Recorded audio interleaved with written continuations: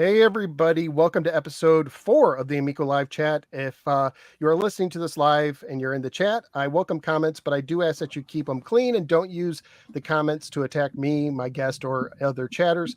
Speaking of which, I have not one, not two, but 3 guests tonight, breaking an all-time record in my short history of this show, and I think it's a great mix of guests with differing opinions, and that's what I want to do. I want to have people with differing opinions talk to one another instead of yell at one another, if that makes sense. And that's why I'm really happy. And I want to give all 3 of these guests credit because I told all 3 what I wanted to do, and not one of them said, "Well, who else is going to be there?" Every one of you said, "Hey, I'll come on." Yeah, no well, it's problem. a good thing I didn't ask, because if I knew Dazed or Saggy was here, I wouldn't be here. No. What the heck did I do?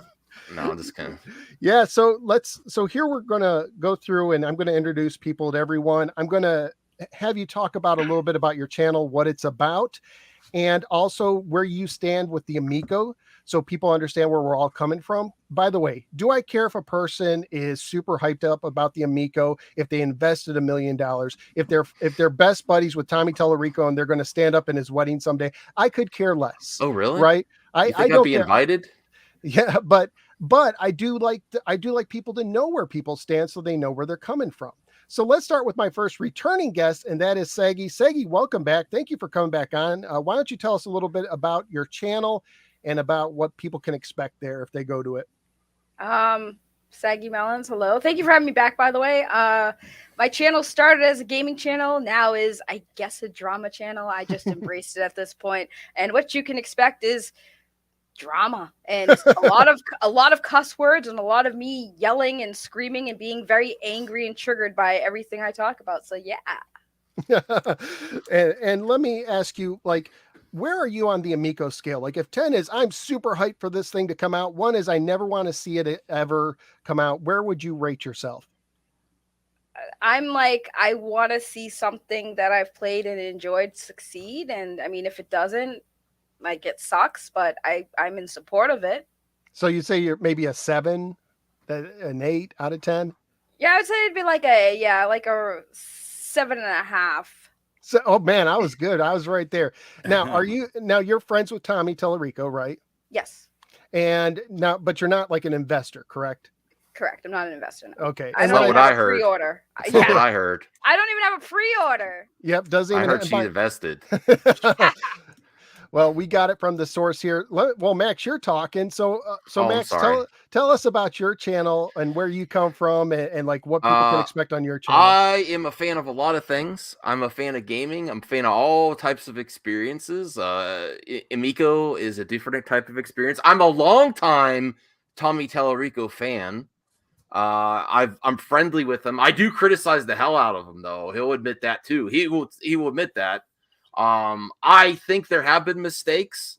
I think it's a great idea. I don't think there's any lag, and that's where I'm gonna go to my beef with No Swear Gamer. Are we still talking about lag? Really? We still talk about? Well, wait. Did I bring up lag? Who here is bringing up lag? I mean, come on. I saw some videos. I saw you break out this cheap thing you could get like Rite Aid or something. Where like, look at the buttons here. But I am turned it to 11 like Spinal Tap. I am all ready for this. I think about the Amico too much. Ask my wife. She's not here. She can't stand it. I talk about the Amico all the time. I watch everybody's videos. I have to admit. I like all types, and nothing is going to prove anything anyone until it comes out. That's the other reason. Besides my personal, like, I want it. I want to play with my family. I want to have some fun. The controller's legit. It feels really good. Some things that were promised at the beginning are realistically not going to happen. Like some of the games, I just don't think, because of various reasons, I don't think we're going to get as many games as originally were planned. I think they're going to have to start smaller scale than they originally planned. But if it does come out, I think it will have its audience. And that's just going to, the part of the reason I want it out so bad is just all these discussions. I love the discussions, but I'm just like, I need it. I want it so people can actually talk. Oh, you're falling asleep, Saggy. Sorry. Even Days Gaming says he wants this. He wants it out so people can, like, all this talk of different opinions on it. It could just let the consumers decide. let the consumers decide. So are you, now let me ask you, are you an investor in the Amico? I couldn't afford it. I'm broke as hell. Like I said, I'm a fan of everything. After the Crayola event, I honestly was like, because he showed me, I was excited about the boxed editions. And I saw some other things, and I said, if I had some money, I would invest. In retrospect, I'm glad I didn't, because of, I'll be real. I would not want to be an investor at this point, because there's some still uncertainty, even though I value the product.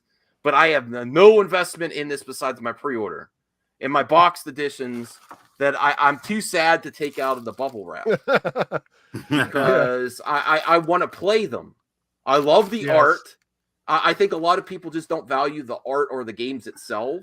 This is amazing to get this type of art on a box of a game. I love it. So yes, I'll give credit. I do like some of the art. Some of it doesn't do much for me, but some of the art I think is good. Every game I played, I'm super hyped for.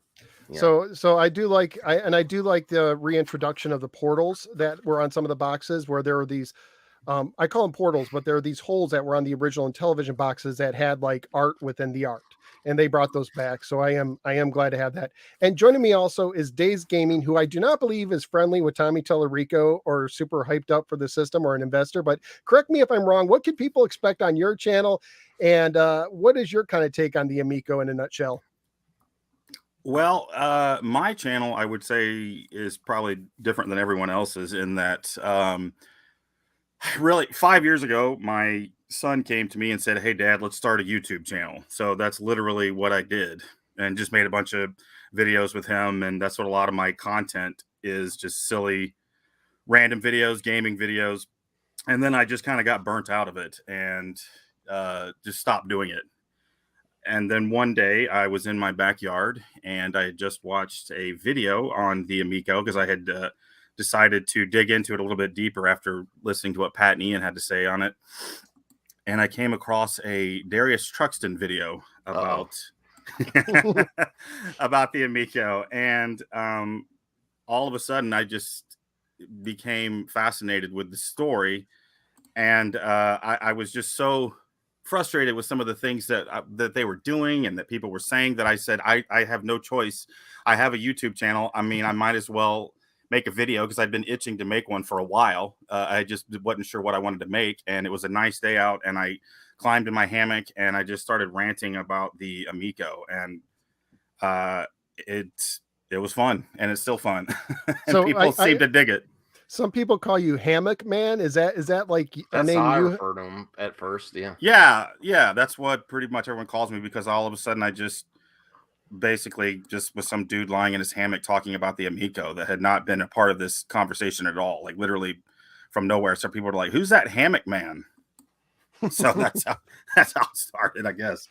And now you're in for the winter by the fireplace, which is, well, yeah, I'm not done. I mean, it's like some weeks it's like I just get to a point, it's like, yeah, there's really nothing I want to talk about the Amico. Like this week I decided to do a quick video on some pickups I did at thrift stores, because that's kind of something I like doing too. It's not only videos I like making about the Amico, but all of a sudden, before I know it, something insane will happen, and I literally have no choice but to make a video about it, because it's just like the craziest thing that could possibly have happened with a company trying to launch a console. It's one of these things where it's like The Godfather. Like, I try to get out, but you pull me back in. It's like right. There's always something else to talk about, isn't it's there? It's a black hole. And that's one of the fascinating things about it is, and part of this is the transparency, right? The idea that they're trying to be transparent is they're almost transparent to a fault, where there's stuff that keeps popping up left and right. And it just, and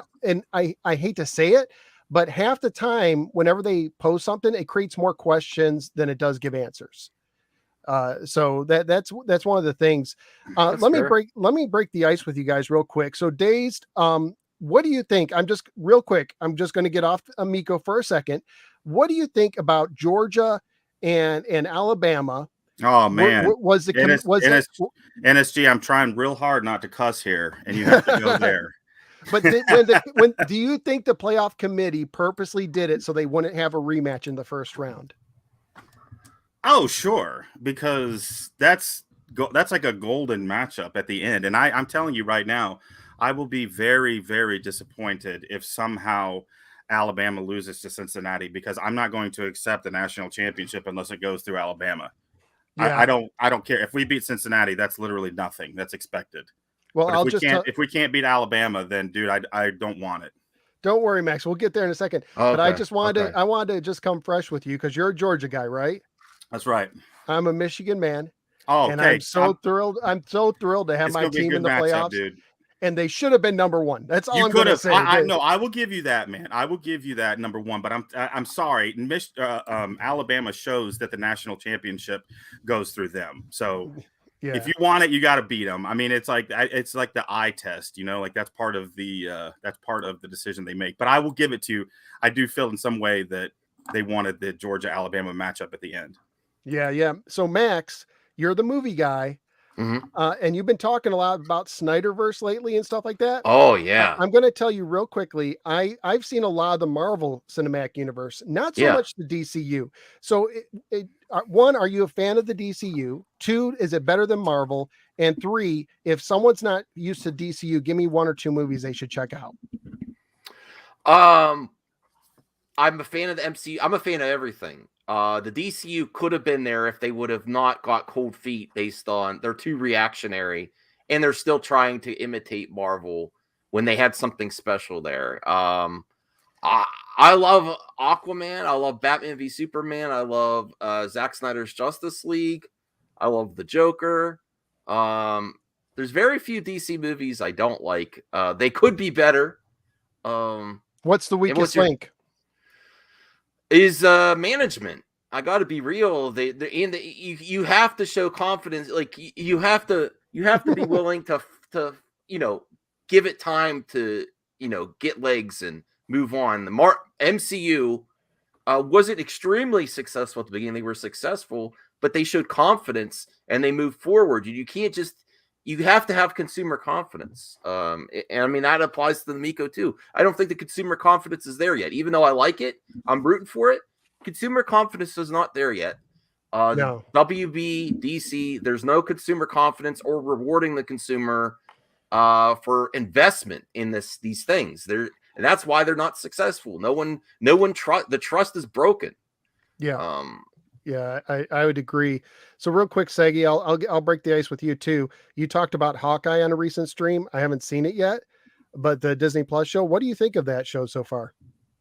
I like it so far. I was never really Hawkeye was one of those characters I didn't really think. Same with Black Widow. I don't think those two characters got a lot of attention originally when they joined the Avengers.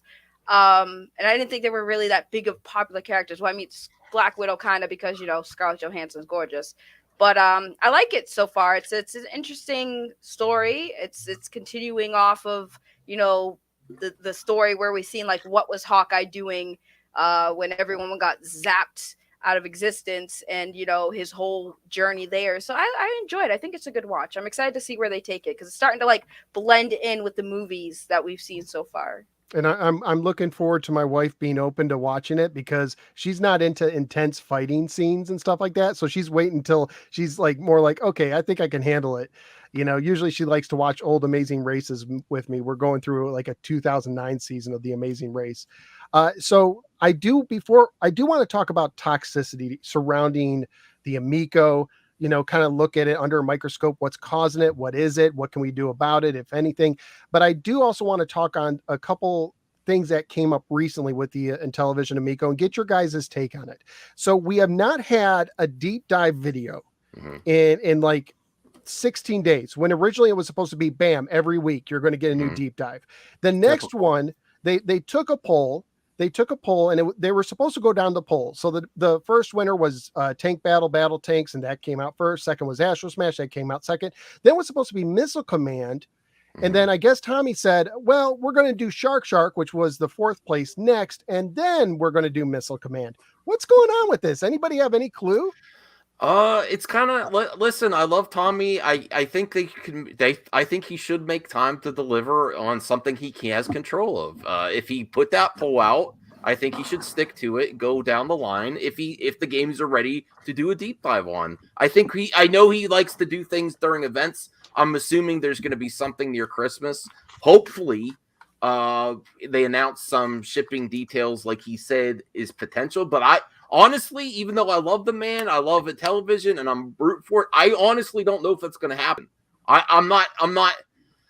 As someone that really wants this to come out and wants to get their own, I have 3 pre-ordered because I have some for my family pre-ordered. I still don't have the confidence that this is going to happen and we're going to get definitive shipping details towards the end of the year. Even though I was told he didn't say 100%, but he said we hope to have shipping details. But this is something that they have control over. I think they need to do more of these deep dive videos. But also, you have to have something.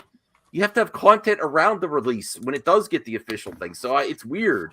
It's a weird situation, but this is something they could do. I think there should be more. I enjoyed the deep dive videos.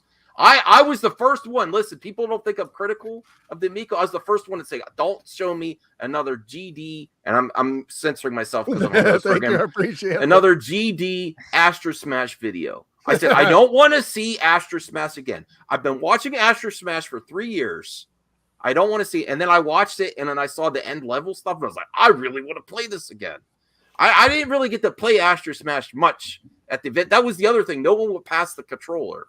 When we were in Retro Bros' basement, I had a really hard time, and then I was there till the last minute till Retro Bros' wife fell asleep, and Tommy Talarico sneaking on his socks. We got to put the Amico away. I got to go back to my hotel. I was like ready to play Biplanes, and I still haven't played Biplanes. So I'm ready. Yes, I think these deep dives are good as long as the assets are all, as long as everything's legit. Well, I think that's why. I think there might be a little pause on it because after the whole battle tanks thing, they want to make sure. Yeah, okay. I think at this, and this is just my speculation. I don't know for sure, but that would be my guess, and that would be the smartest thing for them to do is just to make sure if they're going to do videos like this to make sure there's no slip ups or anything that can bite them in the butt, because the battle tanks thing was like a huge whoa, what just happened. So I think that taking time to make sure that everything is legit and they're showing the right stuff and there's no images being used that somebody else stole or whatever the heck the case was. I think that's the most important thing, that moving forward, they need to make sure now they learn from their mistakes and take their time to make sure somebody is going over this thoroughly to make sure they're not putting out something that's going to be, gotcha. Well, I think it's definitely 100% that they're going through some of these games and just checking to make sure that there's not good stolen artwork, but I think that it will be spun in a way that people will say, or Tommy will say, well, we want to do Shark because that's more of a family-friendly game, and we just did Battle Tanks, and that's kind of more of a grown-up game. That's what I see is going to happen. So do you think there's something up with Missile Command that's causing the delay? Like they found something or they're doing something? They're like, there's competition now. So. Atari has a Missile Command out, so there's that too. I mean, they literally had artwork from World of Tanks on their main screen. So I imagine at this point they would have to literally be going through all the artwork and searching games and internet and anything that this could have been ripped from.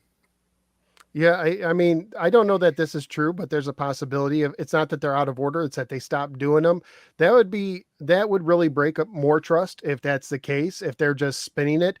I do have a potential theory. Someone told me, now, as you guys know, I got in trouble because someone told me, hey, there's some lag going on in Astro Smash. I looked at it. I made a video about it. I was like, when I talked to Saggy and Atari Creep, they didn't notice any lag, but what my eyes tell me, there's lag. So I made a video about it because one of the things I do is I like people to be informed. I want people to have as much information as they can to make a decision, especially with a system that's a pre-order thing right now that most people can't try.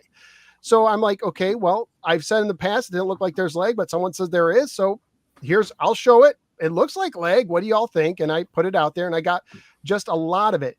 a lot of kickback from that, which really surprised me. And it actually inspired today's kind of theme, if you will, this talking about the toxicity, because I wasn't expecting it, because I've covered games for like 6 years or something, 7 years.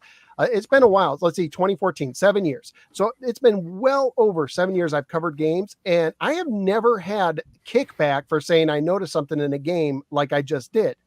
So, lag with the Amico is a hot button topic in the Amico crowd. It's almost like we'd be talking about abortion if you were talking politics. So that's why you got so much. It's a landmine I wasn't expecting. No, it's huge. And you got an instant like rundown of all of the people that would be attacking the creepier ones.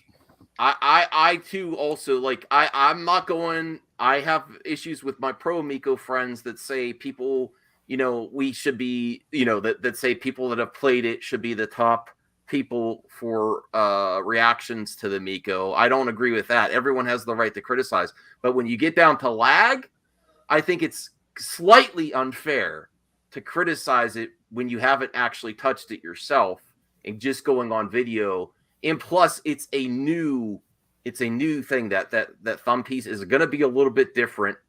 So you can potentially see something there, but everyone that I've experienced at these events, no one had any issue there. And this is the public and anything, and I didn't have any issue. Right. I think it's slightly unfair to say there's for people to assume that haven't ever played it to say there's lag. So the majority I immediately, but that I totally say they have every right to criticize everything else, the artwork, everything else. But lag is something you have to really feel.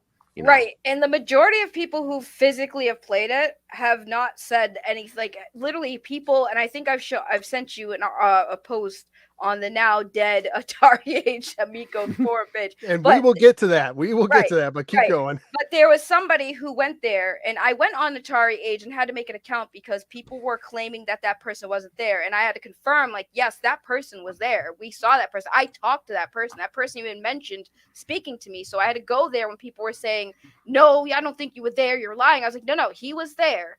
And I knew it was him because Tommy had asked him, like, oh, how did you hear about the event? Because he was by himself. So when we go to these events, like, just to give you guys context on how we know who, like, the, I guess, haters are, right? So we go to these events. It's usually like friends there, of Tommy's, like the YouTubers or whatever. And then we'll see people coming in with their families, or like if there's somebody there who looks like a little younger and they're by themselves and they're just in this event, we're just sitting there like, where did you come from, right? So Tommy had asked this guy, he's like, oh, well, how did you hear about this event? He said, I heard about it on Atariage. And Tommy's like, oh, okay, cool. So now this dude who we already knew we heard about it from Atariage, he came to the event. He was by himself. We talked to him. He played the game. And I talked to him after. He didn't seem like he was interested after the fact. So he went on Atariage and gave his explanation of like his experience and what he liked and didn't like. Most of it was negative. He did not like it at all. He walked away saying it wasn't that impressive. I mean, it works, but it wasn't something for me. I don't think it's worth the money. So like, I'm going to pass. But before he ended that post, he did state that like, he's like, it didn't have lag like all the detractors were telling people that it had lag. And this is, again, somebody who went into it not thinking it was going to be good, walked away still not thinking it's going to be good, but still found the time to be like, it doesn't have lag. And a lot of people who played it have had that exact feeling, like there was no lag. And I guess the best way to put it is like, there is a guy who a lot of people know, Panda Sub 2000. He makes really good, like, high quality videos, right? He does this for a living. He has openly said this. This is like what he does. He does video editing. That's what he specializes in. And he explained it the best, where he said, I can't explain it, but for some reason, the video footage of the Amico is like, does it no justice at all. Like, for some reason, he said he's sitting there like, I can't explain it because I do this for a living. The videos don't do it justice. When you see it in person, you play it in person, it's completely different from what you're seeing on videos. So I think that could be the explanation of why people who, I guess, lag frame count or whatever are seeing something different when they're doing it, because again, not many people who are playing it are experiencing that issue. The majority of the people play it are like, no, there's no lag. I think that speaks to another issue of the CEO not running the company properly, because why would he even allow footage out there of these games like that instead of like controlling the type of footage they are. I mean, it's like, why would you even put all this footage on there that's from the phone, you know, because that's I think is a lot of part of the problem. That's the thing though, like even like our videos, like I was the one who streamed that Boston event. Like I was the only one who was mainly taking all the footage, right? And even when we watch my videos, right? Because somebody was saying that they counted the frames on the game I was playing in my video. But like that wasn't the experience. So it's like it's hard to explain because even a guy who's like literally his profession is doing video editing can't explain why the videos are making it look like worse than it actually is. Right. So and honestly, if you think about it though, like the lag is really the least of this system's problems. I mean, like what you just said a minute ago, Saggy, about that guy that went on Atariage and just said basically this thing is, well, I don't want to be hyperbolic and say you said trash, but basically he's saying, well, this isn't for me. It wasn't that impressive.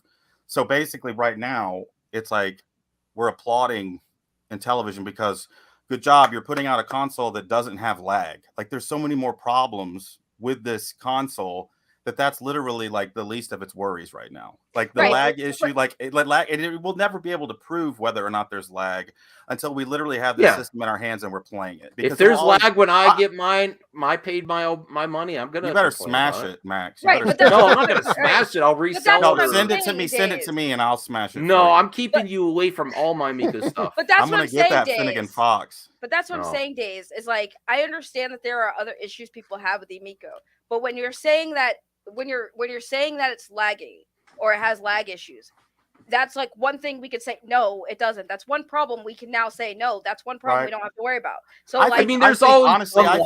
I made a video early on. I made a video early on about Astro Smash lag, and I couldn't for the life of me determine whether or not it was momentum or if it was lag. And I literally, my question I asked, I played it side by side with the original Astro Smash, which did not have momentum and stopped on a dime and moved back and forth. And I'm like, okay, so it may be momentum, but why would they even add that? Because that to me it wasn't even the original game. Like I would rather it.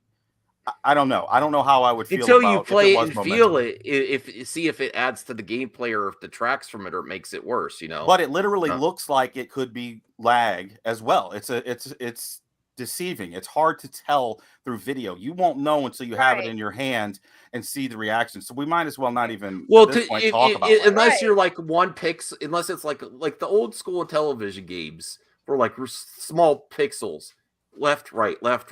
Once you add a little bit more, it seems it can see, even though it's a video game and it's illusion, it seems more natural for it to move a little bit and not like stop on a dime. It's hard to tell. It's really hard to tell. I'll give you that. I mean, it's different. If it does have lag and it comes out, I would be a crazy story. Like what? Everybody said it didn't have lag, and then you. If I have games that don't boot up when I tap them or anything like that, I'm gonna complain. Yeah. I'm just sitting back and watching you all talk. So let me just say, first of all, someone had a great comment on one of my videos because people were saying like, it's not lag, it's inertia. And someone said it under one of my videos, they said the Amico's not delayed. It's just inertia. So I thought that was hilarious. I thought that was that was very creative. But I bring that up. And first of all, I learned a lot from this. One thing I learned is that talking about lag, it's not something that I talk about a lot, and it's something I only noticed because someone said, hey, look at this. And I looked, I was like, interesting. It's visual. I can see it. Here's the thing about lag. First of all, everything has lag because there's buttons. Always a little bit. So there's always lag. And the question is it discernible? And the other thing is it can adjust from player to player. One player may not notice the lag, another one might. Yes. It just depends on the sensitivity, because I did have someone now I can't vet these people. They could be lying, but I don't know why they would, but they came and they said, I tried it out in one of the events and I thought it did feel laggy to me. And so it's possible that, Saggy might play it and she says, it doesn't feel laggy at all. Another person says it, you know what? It's laggy to me. And that could, because our brains can adjust, our brains compensate for whatever minimal lag there is. So I think it's good to talk about it and bring it up, because if someone is really sensitive to lag, it might be something, I should try it out or wait until independent reviewers get it. Because another thing is most of these videos are done at these events, right? And there's this excitement around it. And have you ever done something at an event, played a game, listened to a song, something like that, and it was just 10 times better because of the people you're hanging out with and because of the atmosphere?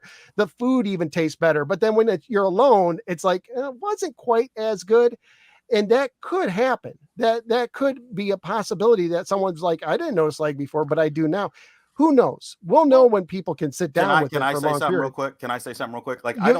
I don't think that the lag question should even be applied to Astro Smash. To me, the game that has looked the laggiest is Finnegan Fox. Like when DJC was playing that game and showing it, he was having a very difficult time pulling off a double jump. No, it looked laggy. No, it wasn't. He was having a difficult time because he kept forgetting that he could double jump.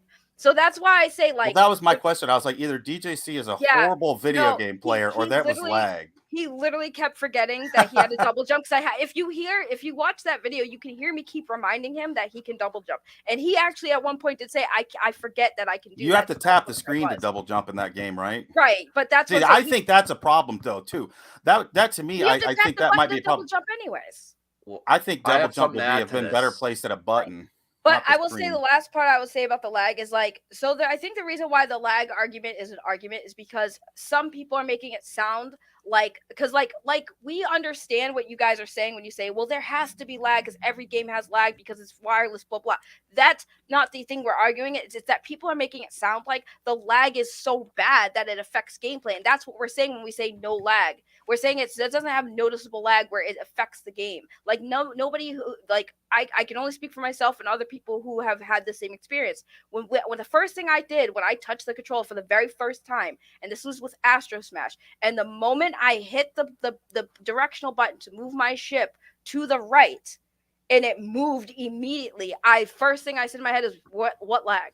I looked at Tommy, he's like, what is the lag? What is the lag that these people are talking about? But that's what I'm saying. Like, I play wireless video games all the time, so that's what I'm saying. It's the argument of people making it seem like the lag is so bad that these games are like unplayable, like it's noticeable. Like, it's not noticeable lag at all. When the truth is in the middle. The truth's in the middle. People are so hyperbolic about extremes. There's always some lag. If you notice it, if it impacts the game.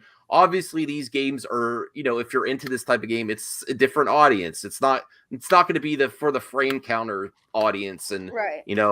But I will say, even though I was very happy with my experience at Crayola, the Finnegan Fox, I love the art style. I love the type of gameplay. I'm still not sold on the touchscreen as the double jump. Like Dazed was saying with DJC, the second part of the double jump, I've consistently said I think it should be a little bit higher. But if I went back and watched Fox and Forest games too, because that's the game it's based off, it seems like the double jump should be a little bit higher, because I can't stand in platformers when the second jump is so hard to make that that's what you're doing the majority of the time, is trying to get that double jump. I'm not sold on that yet. I'm sold on the controller. I'm not sold on the touchscreen double jump. But they also said that something that they might have added that not at my event, that may have been at the Boston event with Saggy at DJC, was that it like kind of like vibrates a little bit when you press the touch screen for the jump. Yeah, I don't know if that's true. No, that might help. That you should get a little tactile difference there. PlayStation games have that too with the controllers. It's just here's the thing. I'm so used to that what do you call it? There's a special term for it with the when it vibrates when you do stuff. But like feedback. No, it's like I think it's like called with haptic. Yes, when I play my PlayStation games, right, it has that thing where it vibrates when I'm doing certain things. Right, with a button, I think. Right, touchscreen does sound weird. But it's the control. It's like a rumble thing, right? So it's not that like fierce, like it's not like very strong.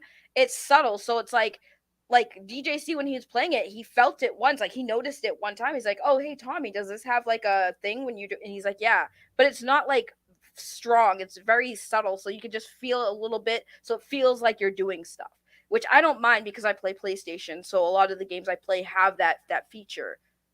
And now I'll say this though. I think it's possible that one of the reasons why Missile Command got pushed back, someone told me when I made my leg video, is that they thought that Missile Command looked laggy, the reticle moving around screen. Ooh. And I'm not saying that they're accurate or not. I haven't looked at it. I'm not taking a deep dive into it, but could it be that they went back and they did another one of those things where the controller showed by the screen and the lagginess seems to come by, and now they have to re-edit it. It'll be interesting for me to see from now on when they do these deep dives that they will put the controller next to the screen anymore, because that's where it showed up for me. I would love it. I would love it if there's a game that doesn't have inertia and they could put the controller by a screen and just, not attached to a video, just a camcorder with it and show, look how quickly it reacts. I would love it. But I think that's a possibility why Missile Command might have been delayed. Go ahead, Saggy. So I played Missile Command, which by the way, I hated it because it was just, I hated that game. I hated the game. For me, it was not for me because I sucked at it. But the way it works too, is like, so Tommy, basically the instructions was like, you had to like time your shots. So like you had to time your shots.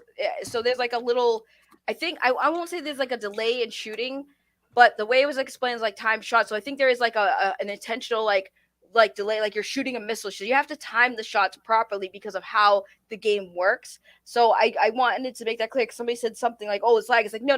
It's supposed to be like, you're supposed to time your shots to make sure. So that was when people were saying it was lag. I was like, no, it's purposely meant to be like, like when you hit the button, you got to time the shots correctly because of the way the shooting works. Right. So Missile Command has always been shoot ahead of the bombs. Yeah, that's exactly how Missile Command works. Right. I didn't know to shoot ahead of the bombs. I do think it. Shoot.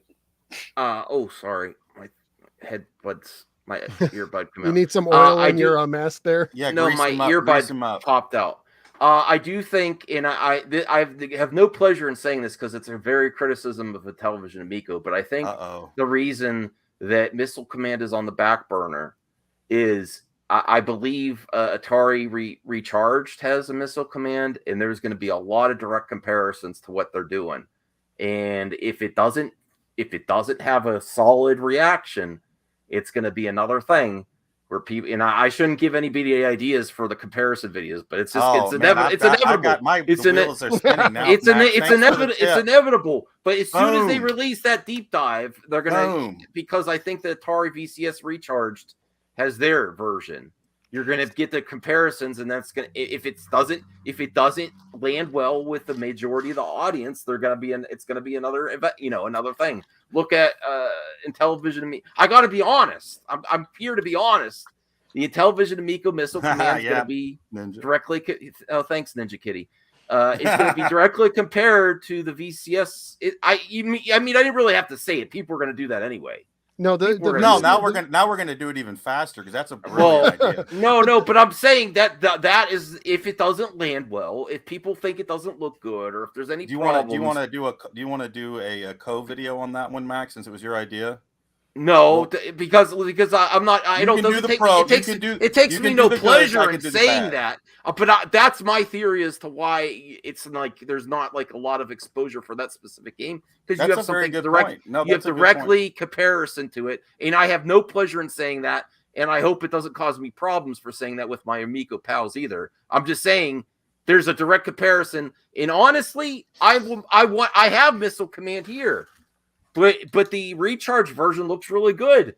And, some of the games that they were originally going to do at the beginning of the announcement, Atari is doing right now, and you could get them on your consoles, and they look really good, like Centipede. I'm like, so how's that going to work? Is television going to spend money to make its own version of Centipede, or will they work out a deal with Atari and get Centipede recharged over on the... I think why fight something that's successful now and just try to work out a deal and bring it over to the Amico? I just don't think it's going to happen. That's another thing I'm worried about. Atari has all the best IPs. But they were originally going to make some of these games, and Atari's doing it successfully. Why are you going to dump money into making your own version that's going to have an uphill battle to fight against one that's widely received as well? I kind of feel like I'm done. That kind of transitions into like I made a video. If I was Tommy, I would reach out to Atari and say, "Hey, let's make this happen. You are out of the cold. Let's get this game."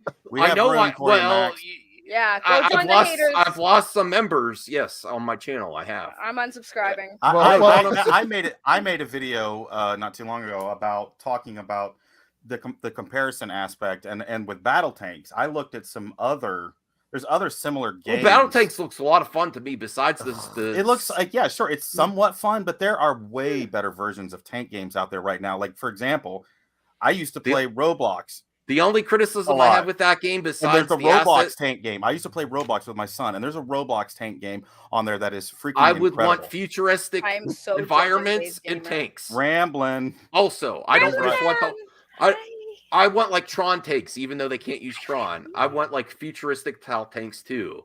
That's my only criticism, but everything else I love about that game. I will say that a lot of people brought up that using a touchscreen for a lot of action might be a bad idea, because with touchscreens there is with the drivers and stuff, there is a different refresh rate that you don't get with a tactile button. And I will say, and I'll let you guys speak on this if you want, but I will say, I think at the least they should have made it an option to remap buttons, either use the touchscreen or use the side buttons. I think totally that should be a minimal thing. I fear that they are not going to allow some options. So I would totally remap it to a button instead of the touchscreen for Finnegan. There are some games. There are some games that you can you can use the buttons, or you don't have to use those specific buttons. But for Finnegan Fox, I would totally remap that to the button. I'm sorry, Tommy. I think the game looks great. I just want a button for a jump. Even though I'm open to it. There is a button for jump. It's literally that button on the screen that everyone talks about, this lag, because there's a button on the screen. But my thing with the whole thing is like, dude, the buttons feel really good. I play games on my phone all the time. Right now, the game I've been playing is the Rocket League side swipe thing. And I play a lot of games that have a lot of action, RPG, dance game, all kinds of games. That game is actually fun. What, the Rocket I will League give one? you that. Yes, that game is so much easier. I can't stand mobile games at all. But that Rocket League sideswipe game is literally a game changer. I play Rocket League on console, and the one on the phone so much easier. Like it's 2D. It's like literally taking Rocket League back to like 8-bit time. You know, like a 2D game, but like with awesome graphics. Right. It's great. If you guys aren't playing it, it's a lot of fun, and you can play against your friends. And the thing with the Rocket League, it's free. Right, and the thing with Rocket League, that game is like you have a jump button, you have a boost, you can make your car fly, and it's the touch screen. Right, it works great with the touch screen. Yes, but that's the thing. That's the thing. Like they can be done, but I just don't feel like the Amico has probably implemented it in that way, because there's plenty of crap. Oh, I'm sorry. Excuse me. There are plenty of bad mobile games out there. I mean, that's true. You know, like this is literally the only mobile game besides maybe Candy Crush that I actually played. You know, like I don't like mobile games. But there are games similar to like Finnegan Fox on mobile that work fine. You know what I'm saying? Like when people are saying, well, the touchscreen's like... Yeah, but that's the thing, is it's on mobile, though. Like, do you want to play a mobile game at a console at your TV? I mean, it depends on the game, honestly, because some games I feel like if I had a bigger screen, I would be better at. But, you know, I have an iPhone, and I have obviously you guys see my TV going. That's running off my iPad, right? Which is basically a giant phone without the calling aspect of it. But I have it set up. You can get the thing and put it on the TV screen, and I could play games on my TV, have a bigger screen. And some of the games on mobile are a lot better if I were to play it on a bigger screen, because even with so for instance, I always get the big phones. Ever since they came out with the Plus phones, I always get them because I like the bigger screen for my mobile gaming. Right? Because when you have the smaller ones, it's hard. It's hard to see. So I like always getting the plus size phones. So imagine if I playing this on the phone, like Call of Duty on my phone, like I have the big screen, that's fine. But if I can get it on my TV, which I can because I have the adapter for it, I would play it on my TV, so I'd have a better screen. So I mean, I'm not that bothered with mobile games being put onto a television screen, because I do feel like some mobile games would be better and a lot easier for me on a bigger screen. Possibly, but then again, you're still using that touchscreen. I just think that goes back to I think that was a poor choice for the. I'm okay with the touchscreen for certain things. It's just for like certain things I'm used to, like platformers and stuff. That's where I'm like, Well, it's certainly a cost issue too. I mean, how much more expensive is it to make a controller like that when you literally could have just? Yeah, I if think they made a like that one hurts. big giant button instead of a screen, but then you lose the other functionality with the other things that he's planning for family, which we're not seeing a lot of gameplay of. We're just seeing the retro. I think they should have. I think they should have just designed a more traditional controller, and they could have implemented somehow with the I think dial. There there's could have been a benefits, dial but instead of you the have to. thumbstick. He still has to justify this controller for certain aspects. That's of it. the thing. Here's the thing. I am not sold on that at all. Here's the thing, because I see somebody in the chat who said if your benchmark is mobile, you're doing it wrong. But here's the thing, right? The reason why it's like that, right? The reason why the control is touchscreen, the reason why it's the way it is because it's supposed to be designed to be this. Because like not every gamer, right? Not everybody is a gamer, but you know what? We all have these. And you know what a lot of people play games on when they're not like hardcore gamers? They play these games on their phones. So that's that's the target market is people who aren't really hardcore gamers because they could play this and they're used to this. So the Amico controller is simple. So they're already used to holding their phones like this to play their games or do their stuff here. So that's familiar to them. That's why the control looks like that. And it's to get non-gamers kind of like, think of it like a gateway. Like this is something that's not intimidating for them because they're so used to already playing games this way. Now they have a console that'll make them feel comfortable. And that's like I said, I understand for most people that sounds stupid because most of us here, we play console games, right? We play console games more than we play mobile. So to us, it makes no sense. To us, it sounds stupid. Let me go ahead and say, you know, I agree with a lot that's been said.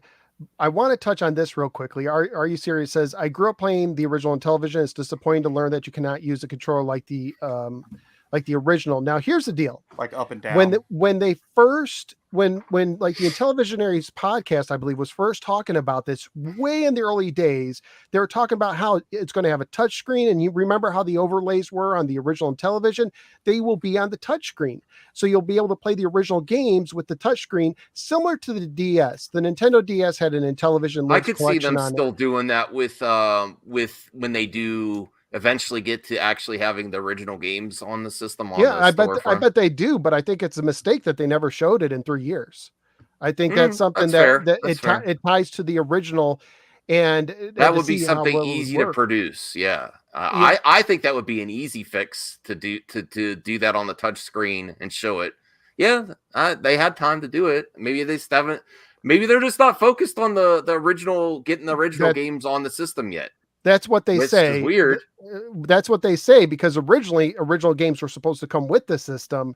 And I would argue that every game that is based on an Intellivision game, like Astro Smash, which it might, because they said there's a hidden thing in it, but like Astro Smash and Skeen and the games that come in Shark, they should come with the original game as an unlockable or something that should be included with it.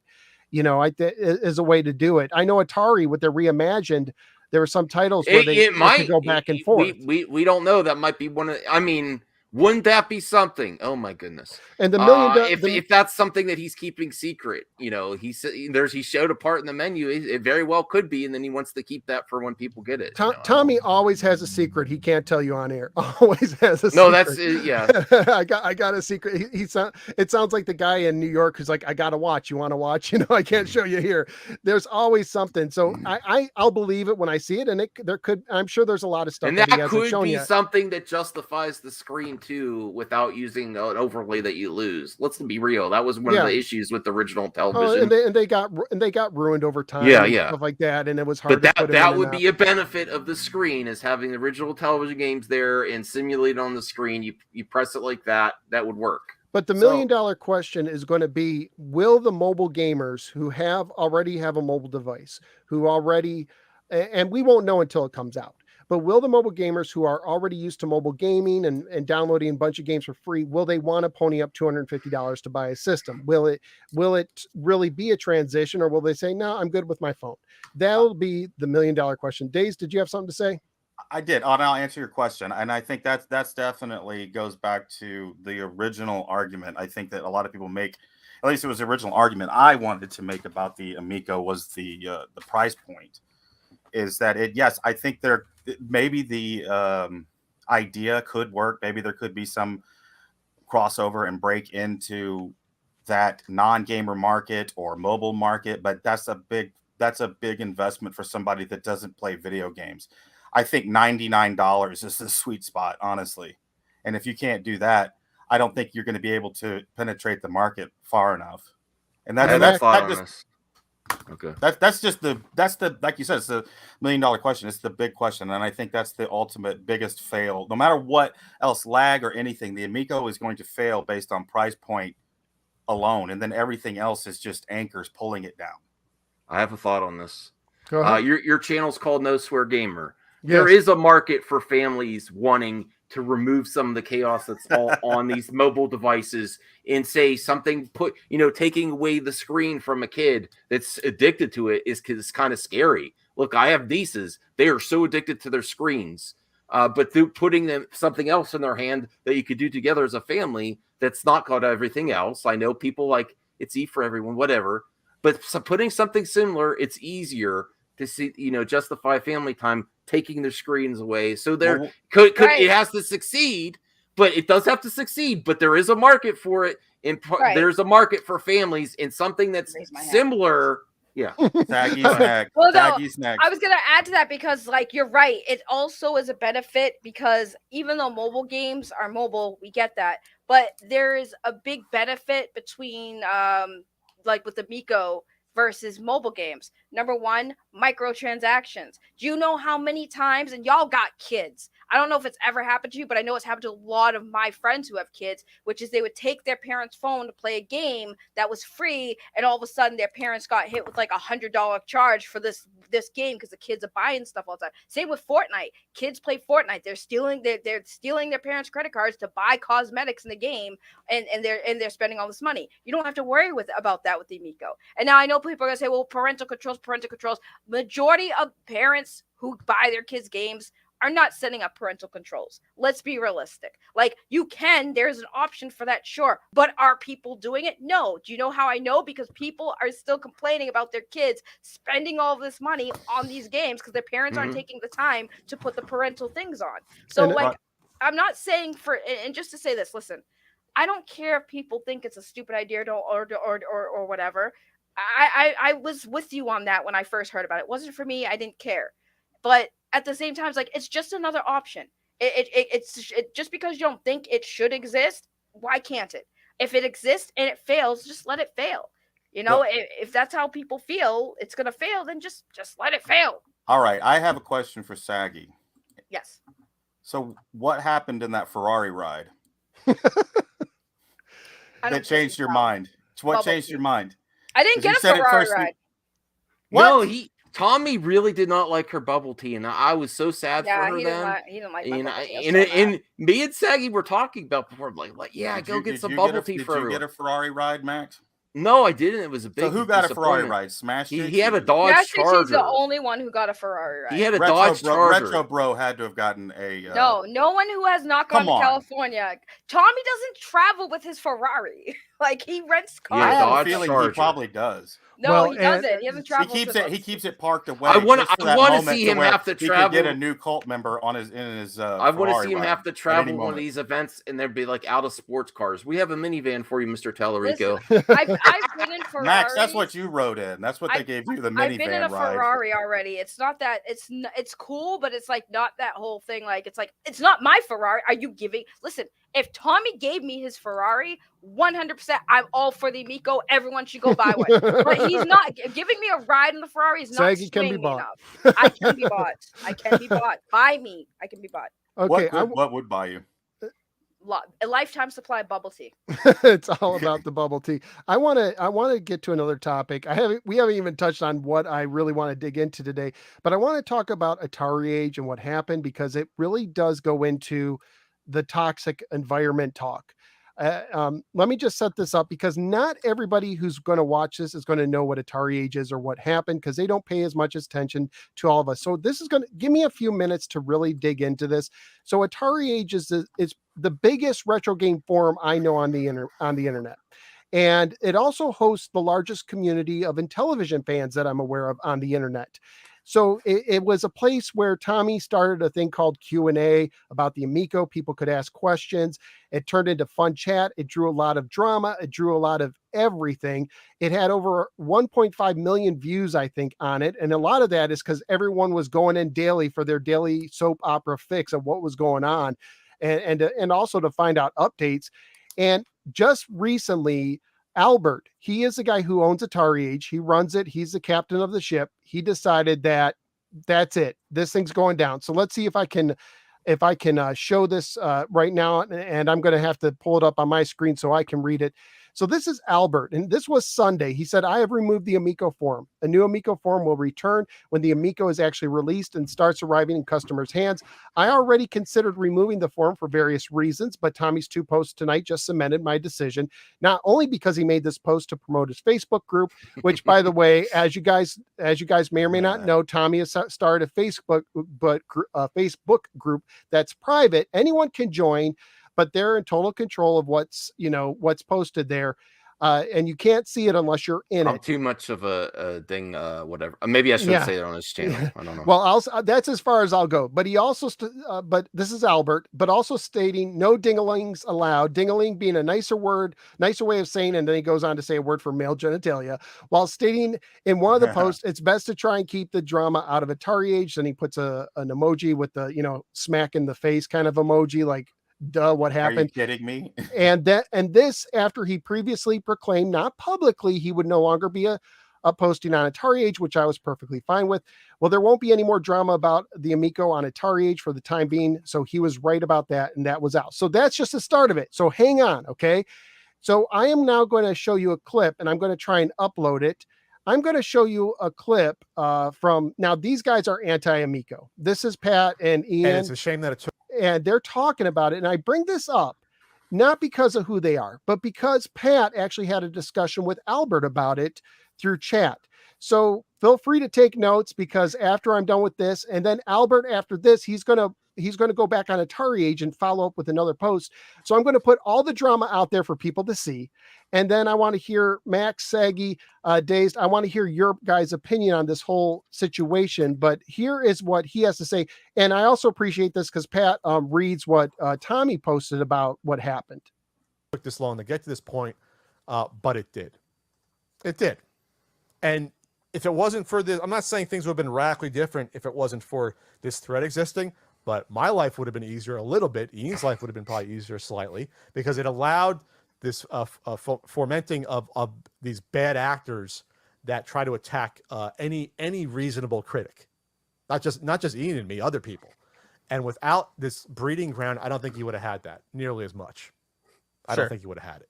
I would this like echo chamber of attacking people. Right. It got out of hand. I pointed it out. I was ignored. But what are you going to do?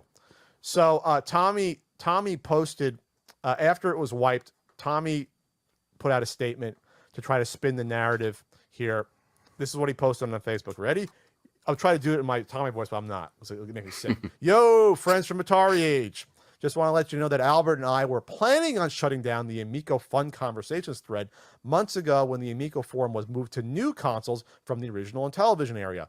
But he decided to keep it open while we started building up this group and moving interested folks over to here. Can he ever not spin anything? My original thread was getting too big and massive, about 1.5 million views in caps. He cannot When miss an Albert opportunity closed to it. brag. Pretty amazing.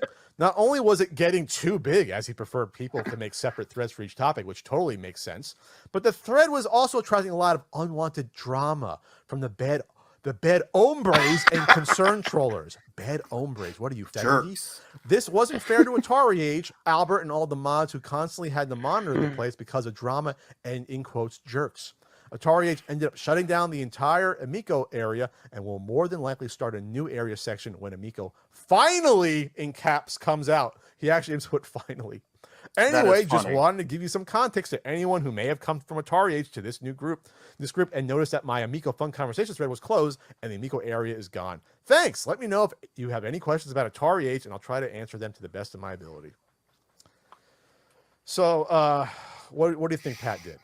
I put on my Hearn Burford out of control news hat, Mm-hmm. and I talked to Albert. I talked to the source, and I asked him questions about this post.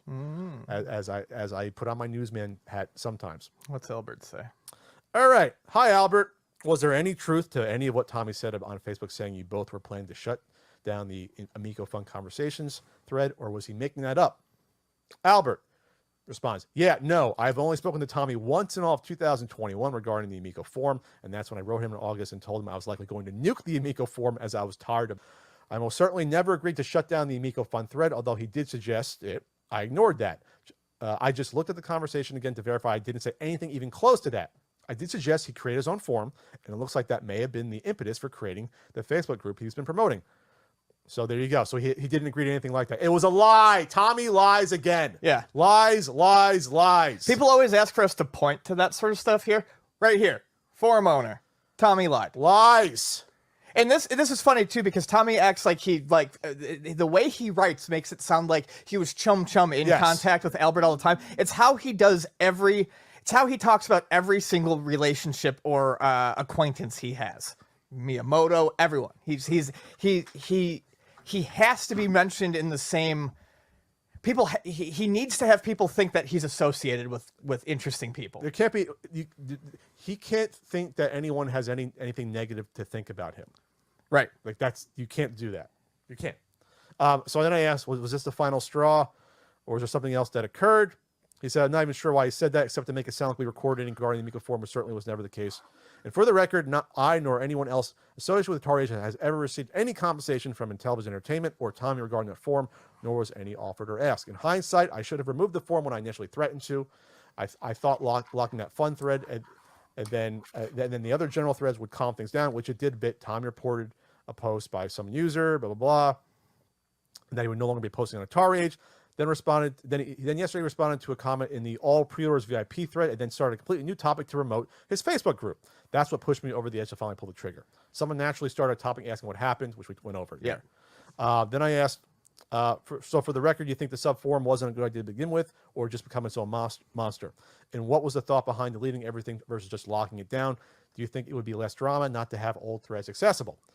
Albert says, I think it was absolutely fine to create the forum. At the time, it was a new console that looked pretty interesting. And obviously the ties to Intellivision have direct relevance to Atariage. We have a very active Intellivision forum. In hindsight, certainly it should have been moderated better, and I take responsibility for that, especially given the lightning rod that Tommy is. As for deleting everything, well, it's just hidden from everyone. It's not deleted at this point. It's possible I will again make it visible again in a read-only mode when I create a new Amico forum when the console comes out, assuming that happens at some point so people can reference the old threads. And I finally asked, do you feel Tommy was allowed more leeway to act against the forum's rules versus a typical poster? Also, is Jaybird Third still a mod? It looks like he hasn't posted since August. He responds, that's hard to say. I wasn't paying as close attention to the Amico forum as I would have liked, but in hindsight, I certainly would have watched over that forum more closely, and in particular, paid more attention to Tommy's posts. I know we did warn him to stop bringing outside drama to the forum, and that he would be better served focusing on the Amico instead of his detractors. Even at the very end, he couldn't restrain himself from saying no dinglings allowed, which was completely unnecessary. While Tommy is obviously enthusiastic about the Amico, he's not a Grace spokesperson. And he says Jaybird Third is still a moderator, but he's pretty busy with his job and personal life right now, so he's not active at the moment. Maybe that's being political. Maybe Jaybird the Third is giving.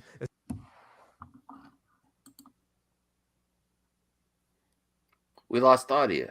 Let's stop. Okay. There, I'm back, right? So Yeah. Anyways, Jaybird the Third, I was talking and I was muted.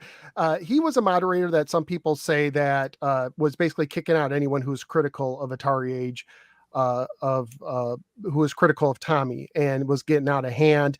I don't know details of that. I know some people were removed from Atariage connected to this. I don't know the story by story what happened, but Albert did have a follow-up post. And by the way, just in case I get copyright hit, I don't think I would. This is fair use, but if I have to remove this, we just listened to a clip from the CU podcast called Intellivison Amico Discussion Game Gone from Atariage.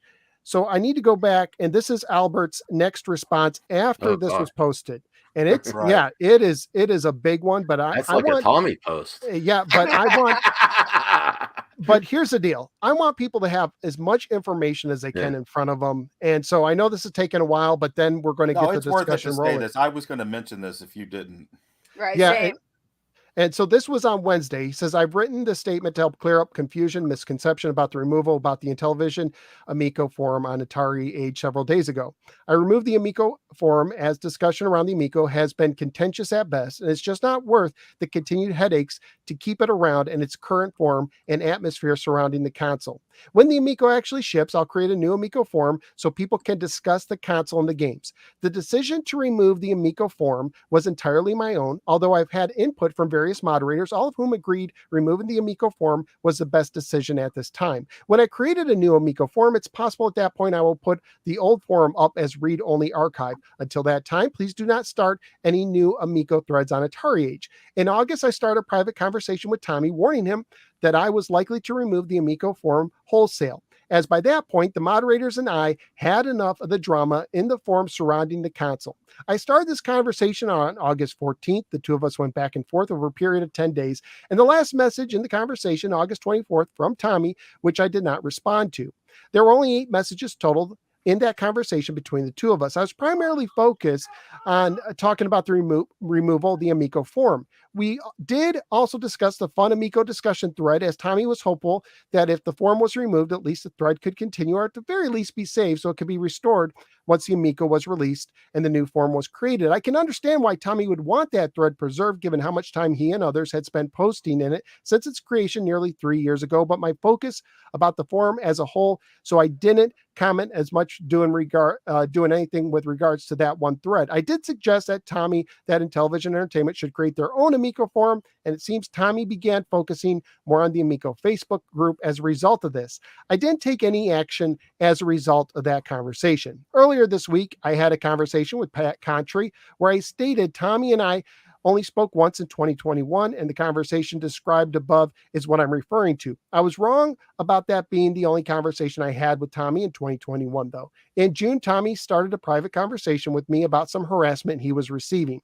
That conversation didn't include any discussion at all about removing the forum or what to do with the long-running Amico fun thread. When talking to Pat, I missed that conversation. When I searched for conversations with Tommy, I was only looking at conversations I started. That was my mistake. Also, just to be clear, Tommy Talarico was not banned from the forum. After I locked the general threads, I locked the fun Amico conversations thread as well. After I did this, Tommy reported a post from one member, and in report, he made it quite clear that he would no longer be posting on Atariage. However, after a few days, Tommy did respond to a post in one Amico thread, and immediately after that, he created a new topic. The new topic was mainly to promote his Amico Facebook group, and that group was mentioned earlier in his reply as well. What ultimately set me off, though, was taking a swing at the quote-unquote haters in both posts by stating no dinglings would be allowed, and that also is in quotes. Completely unnecessary. I felt it would just further rile people up, and at that point, I promptly removed the Amico forum. The Amico forum was created to give people place to discuss the upcoming gaming console. One I certainly looked interesting given its use of the Intellivision name. We've created forums for other consoles in the past, so it's not unusual. Had I known it was going to be such a polarizing topic, I would have held off creating the forum until after it was released. Moderation of the forum could have been better. I'm not questioning that, and I take responsibility for that. Please keep in mind, nobody's getting paid to help moderate the forums. Everyone's doing this in their free time. There's over 150 forums on Atariage. The Amico forum was just one of them, albeit a fairly busy one. To those of you stating that I received kickbacks or compensation from Tommy or Intellivision, that's patently false. No consideration was ever asked for or offered in any way.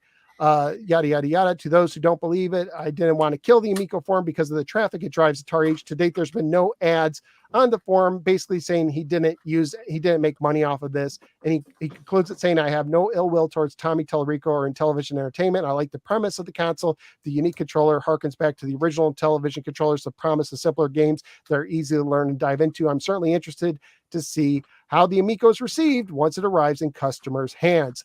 I can breathe now. So that was a lot. But that's a mouthful.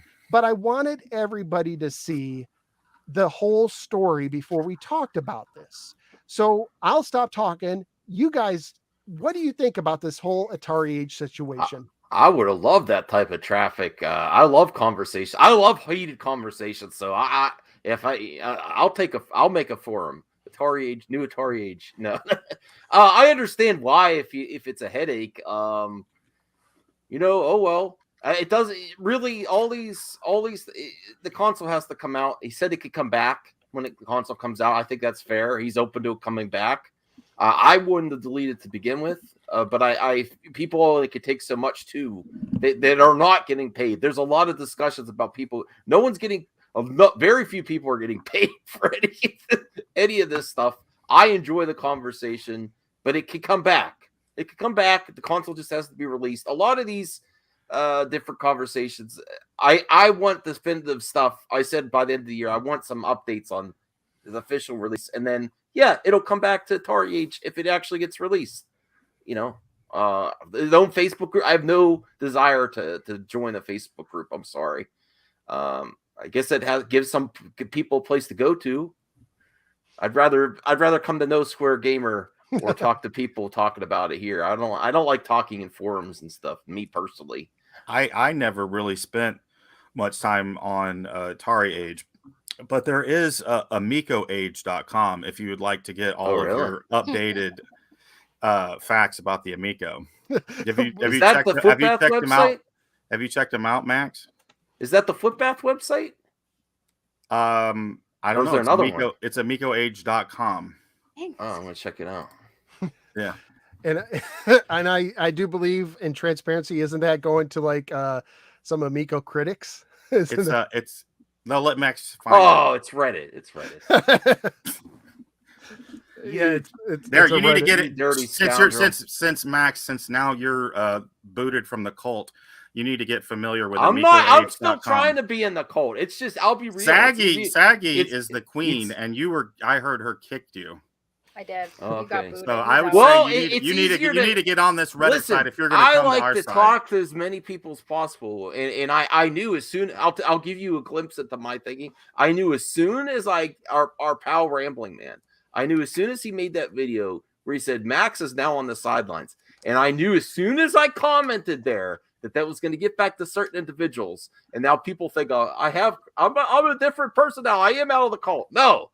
I'm not. I don't want to be in a cult, but I'm pro Amico. But I said I like that one side.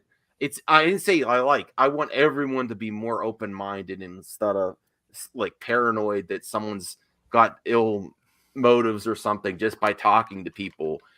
There's one side that's more open minded to collaborating. That's why the majority of my Amico content has been critics lately. Once I have a critic on, other people want to cancel my show. I'll be real.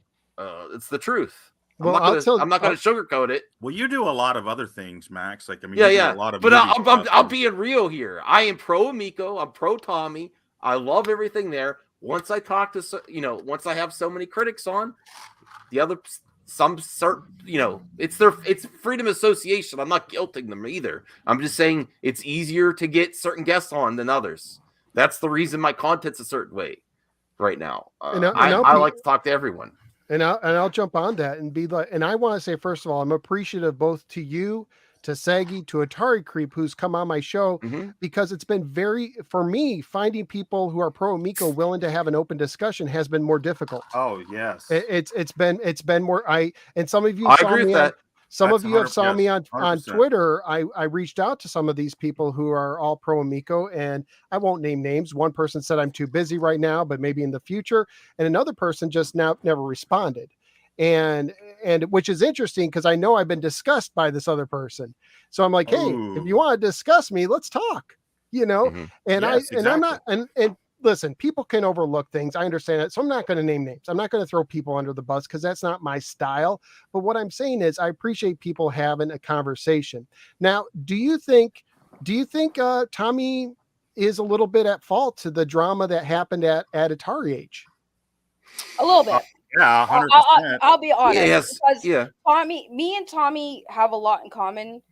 We got mouths. Saggy CEO, oh my God! No, we got mouths. Saggy, don't make a console. Don't make a console, Saggy. Trust me, I wouldn't.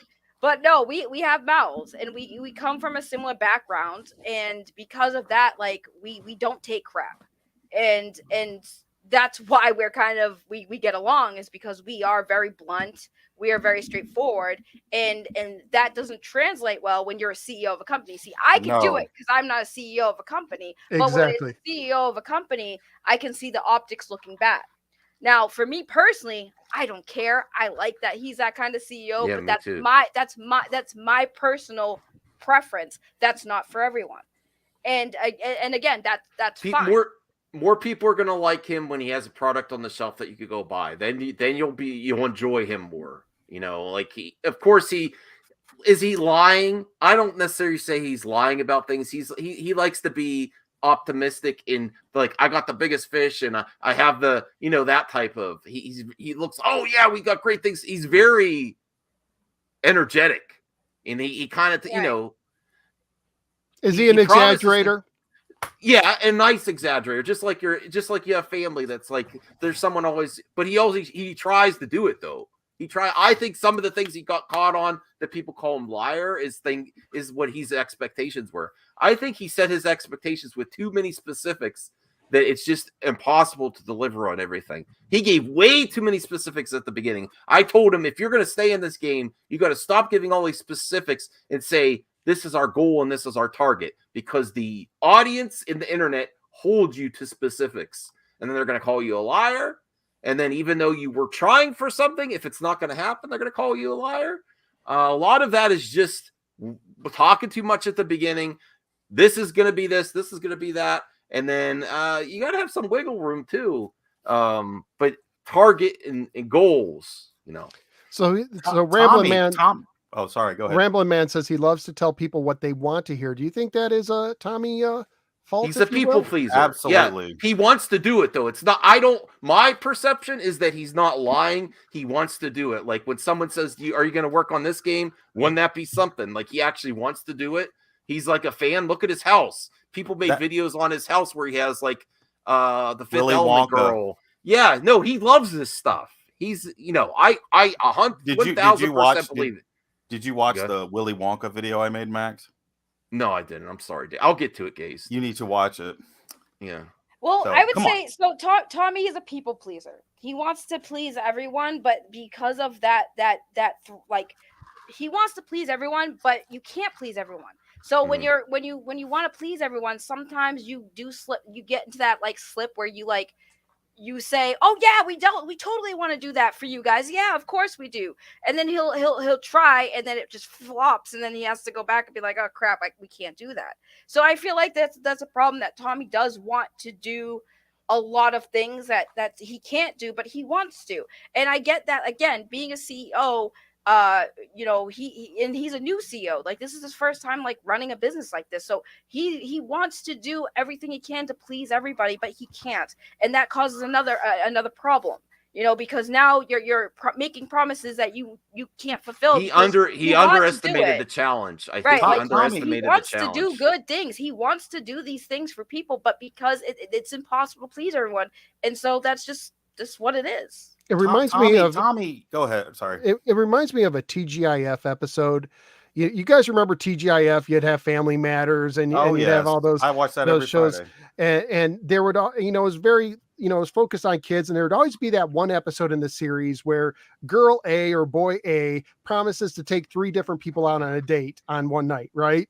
Like, "Oh, will you go out with me? Sure. Will you go out with me? Sure." And now they're trying to juggle dating 3 people at once. And it ends up with the moral, like, you shouldn't try to please everybody. And I feel like in a way, that's what this reminds me of. Someone who's trying to promise everything to everybody, but they can't deliver. The Intellivison is like a wacky sitcom. I mean, this is no, Tommy. It needs to be Tommy the is King, the story. Yeah. Tommy is the story here. I mean, without We're Tommy, all the story. First of all, pause it. There's all the story.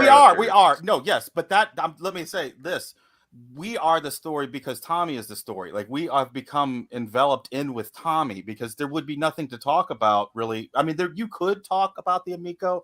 It'd be just kind of like, okay, well, they're still on a 3rd delay. I mean, what's going on with them? And it would be like every 6 months topic on the CU podcast, but now, because of what Tommy does, and going back to where you guys say that he just promises everything, like that right there is a huge That is a huge problem he with wants being to the do it. CEO. I know he He wants wants to. to. That's what I'm saying. But he wants to, underestimates what that he's is capable a of. that is a bad trait. He in a underestimates CEO, what and he's it costs. capable of. He's over promises and under delivers when you should be always doing the opposite. And that is the huge problem. Right, but my thing is this: most CEOs will listen to. They don't care. They just don't care what we want. They don't want to. They don't even try to cater to everybody's needs. Well, there's something smart about that, though. But here's the thing: I still respect somebody for trying. Right, you can't please everyone, but I still respect people for trying. Because I'm the type of person, I try really hard to do my best, like and do good things for people who I feel deserve it, right? And that makes Tommy the story, you know, because like you said, like these other companies, the CEO would just be like, never say anything. Tommy is literally people are gonna like Tommy in the onto future. Somebody's YouTube channel with 50 subscribers or less, and he'll I think he'll still do that when it's out. Like that is the story. That is what has brought so much attention to it.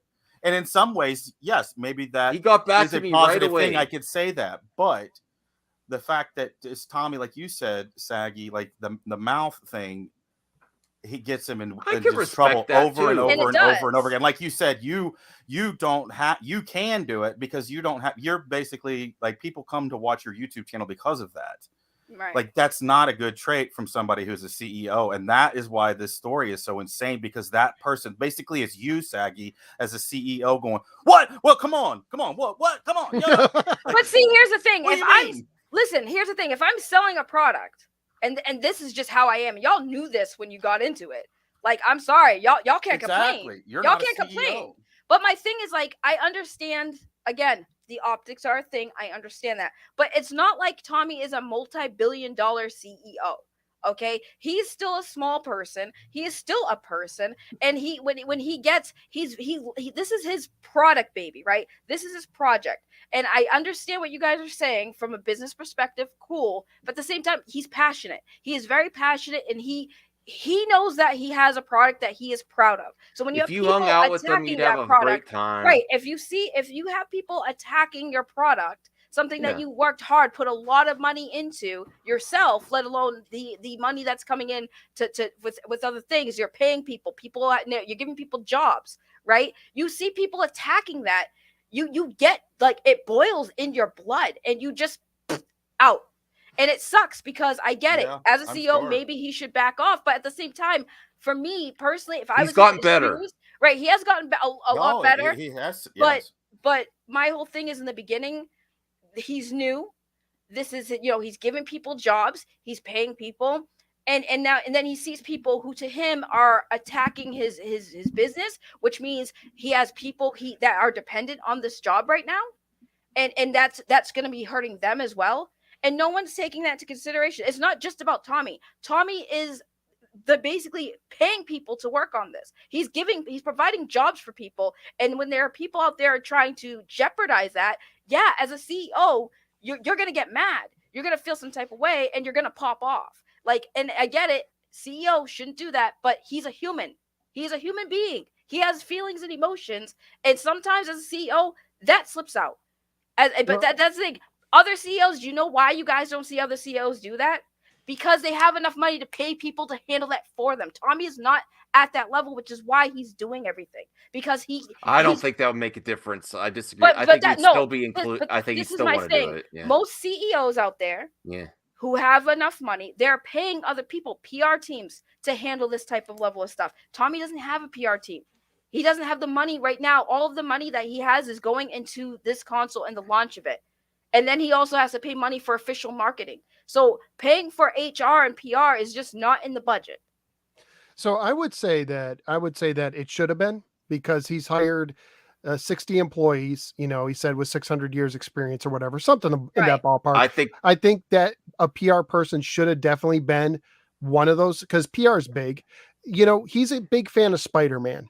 He would want to be involved regardless. He wants his hands on every single aspect. He does. And if he had one or not. And this is not his first rodeo because he ran Video Games Live, you know, and I think he might have even had a video game company that did sound, but this is the first time he's pushing a system and doing all this, this style of, you know, talking to all these people and doing all this interaction with retro gamers. This is the first time doing that. So back to the Spider-Man thing. He's a big fan of Spider-Man. He has like a Spider-Man room. And one of the things that Peter Parker learned at a young age is with great power comes great responsibility. Mm-hmm. And when you're a CEO, you're throwing jabs now. Woo. But I say this in all seriousness. If you're the CEO, you gotta take that responsibility on. You know, because here's the deal.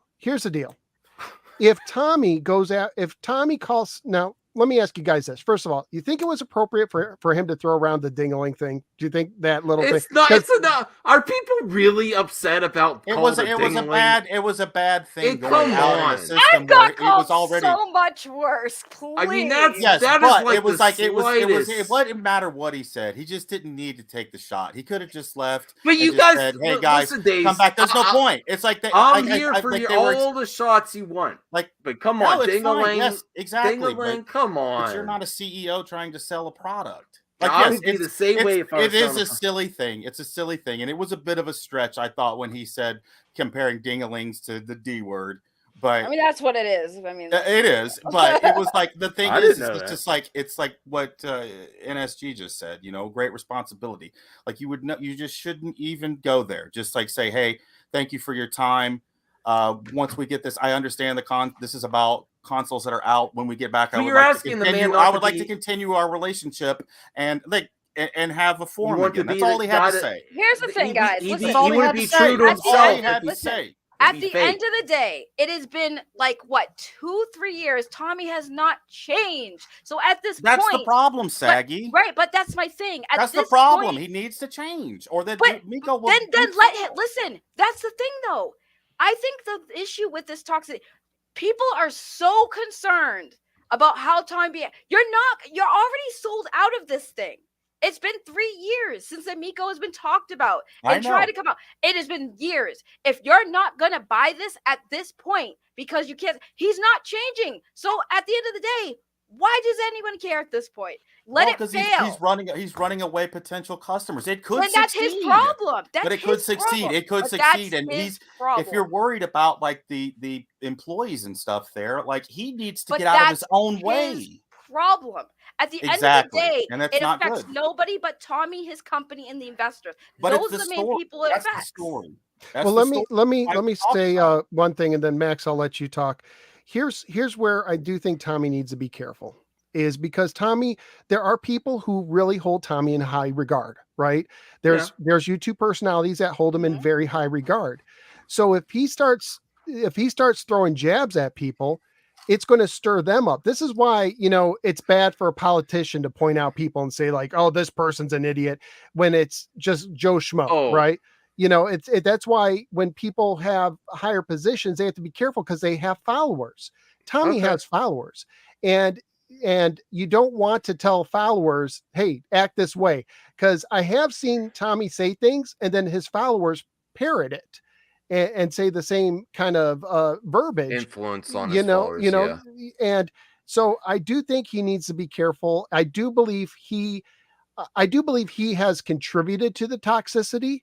You know, I'm not going to say to what degree. I'll let people be the judge of that. I do think, and he's admitted in the past, he's gotten in flame wars. He said things he shouldn't said. He opened his mouth when he shouldn't have. He has admitted that, he has done better because he hasn't been out as much. You know, I haven't seen him doing as much interviews, but somebody got a hold of him. But Albert, like Albert said, I don't think it was like the word ding-a-ling that threw him over. It was like, dude, I've told you over and over, please stop with the drama. And it's like, it was just the final straw that broke the camel's back. You know, a straw is not a big deal. I think that's what happened. That's what it sounds like. Exactly. But let me ask you guys this. Let's pretend, and I'll start with you, Max, and you can also add whatever 2 cents you want to add. But let's pretend that tomorrow morning, each one of you wakes up and you're now in charge of Intellivison and the Amico. What would you do to help? What would you do to help, quell down this toxicity? Because it's crazy. I know YouTubers on both sides who won't talk about it anymore. Yeah. There's nothing that's gonna solve anything until we get definitive stuff on when people are gonna get their consoles. I would go into hiding and finish it. Like I mean, I enjoy the videos. I want to see these deep dive videos, but nothing is going to change anything until the console's released. I always say people are going to like Tommy more when there's a product on shelves that they could buy. Then they'll enjoy his personality quirks more, and then he could have more fun. And the biggest joy to his face is when he shows people in the public the Amico. He has so much fun at these events and shows like, oh, this is what we're working on. You could tell he's in it. He wants to show people. That's where the strength of the system comes from, is people trying it. You trying it out with him. If he goes on tour with his Amicos and he can just sell you one right there, he's going to be successful, because you're going to get the enthusiasm when it's readily available. So I would just say, do whatever you can to get it out. I'm done with all the talk. He has to get it out. I know there's the pandemic, but it has to come out this year, Max. At least the founders, those founders need to get out. If that's all you have to do, like a limited run, get something out of the hands of people. Get it out. Just let go of control and let the product be in reviewers' hands and let everyone talk about it. You can still be like, oh, I love the Amico, whatever. You can say, here, I don't like it. Just let people have the opportunity. And I've said if they can't get it out next year, that they should quarter one. It's supposed to be out next year, quarter one. If it doesn't come out the next year, I guarantee you a lot of people are going to be out. They should redesign it based on out in quarter one of next year. Keep the current games, redesign the controller. It has to come out by next Christmas. Year. By Christmas next year. That's what I say. I say there's no reason to bother with quarter one unless you want to do the founders. But yes, if it does not come out by Christmas, this thing, you might as well just hang it up and be done. Let me go release the game. Release the games on other software, on other hardware. Let me go a step further, because I think with every delay they've lost people. I think they've lost people. They had some momentum. And if you remember with the last delay, they didn't give a date, but they did make it sound like they were hopeful for Christmas of this year. Mm-hmm. He did. He said, and he put that out there, and he was really trying for that. I do know that. Right. He was really trying for it. And now he's saying now instead of being hopeful that they get it by Christmas, now they're hopeful they have shipping information by Christmas.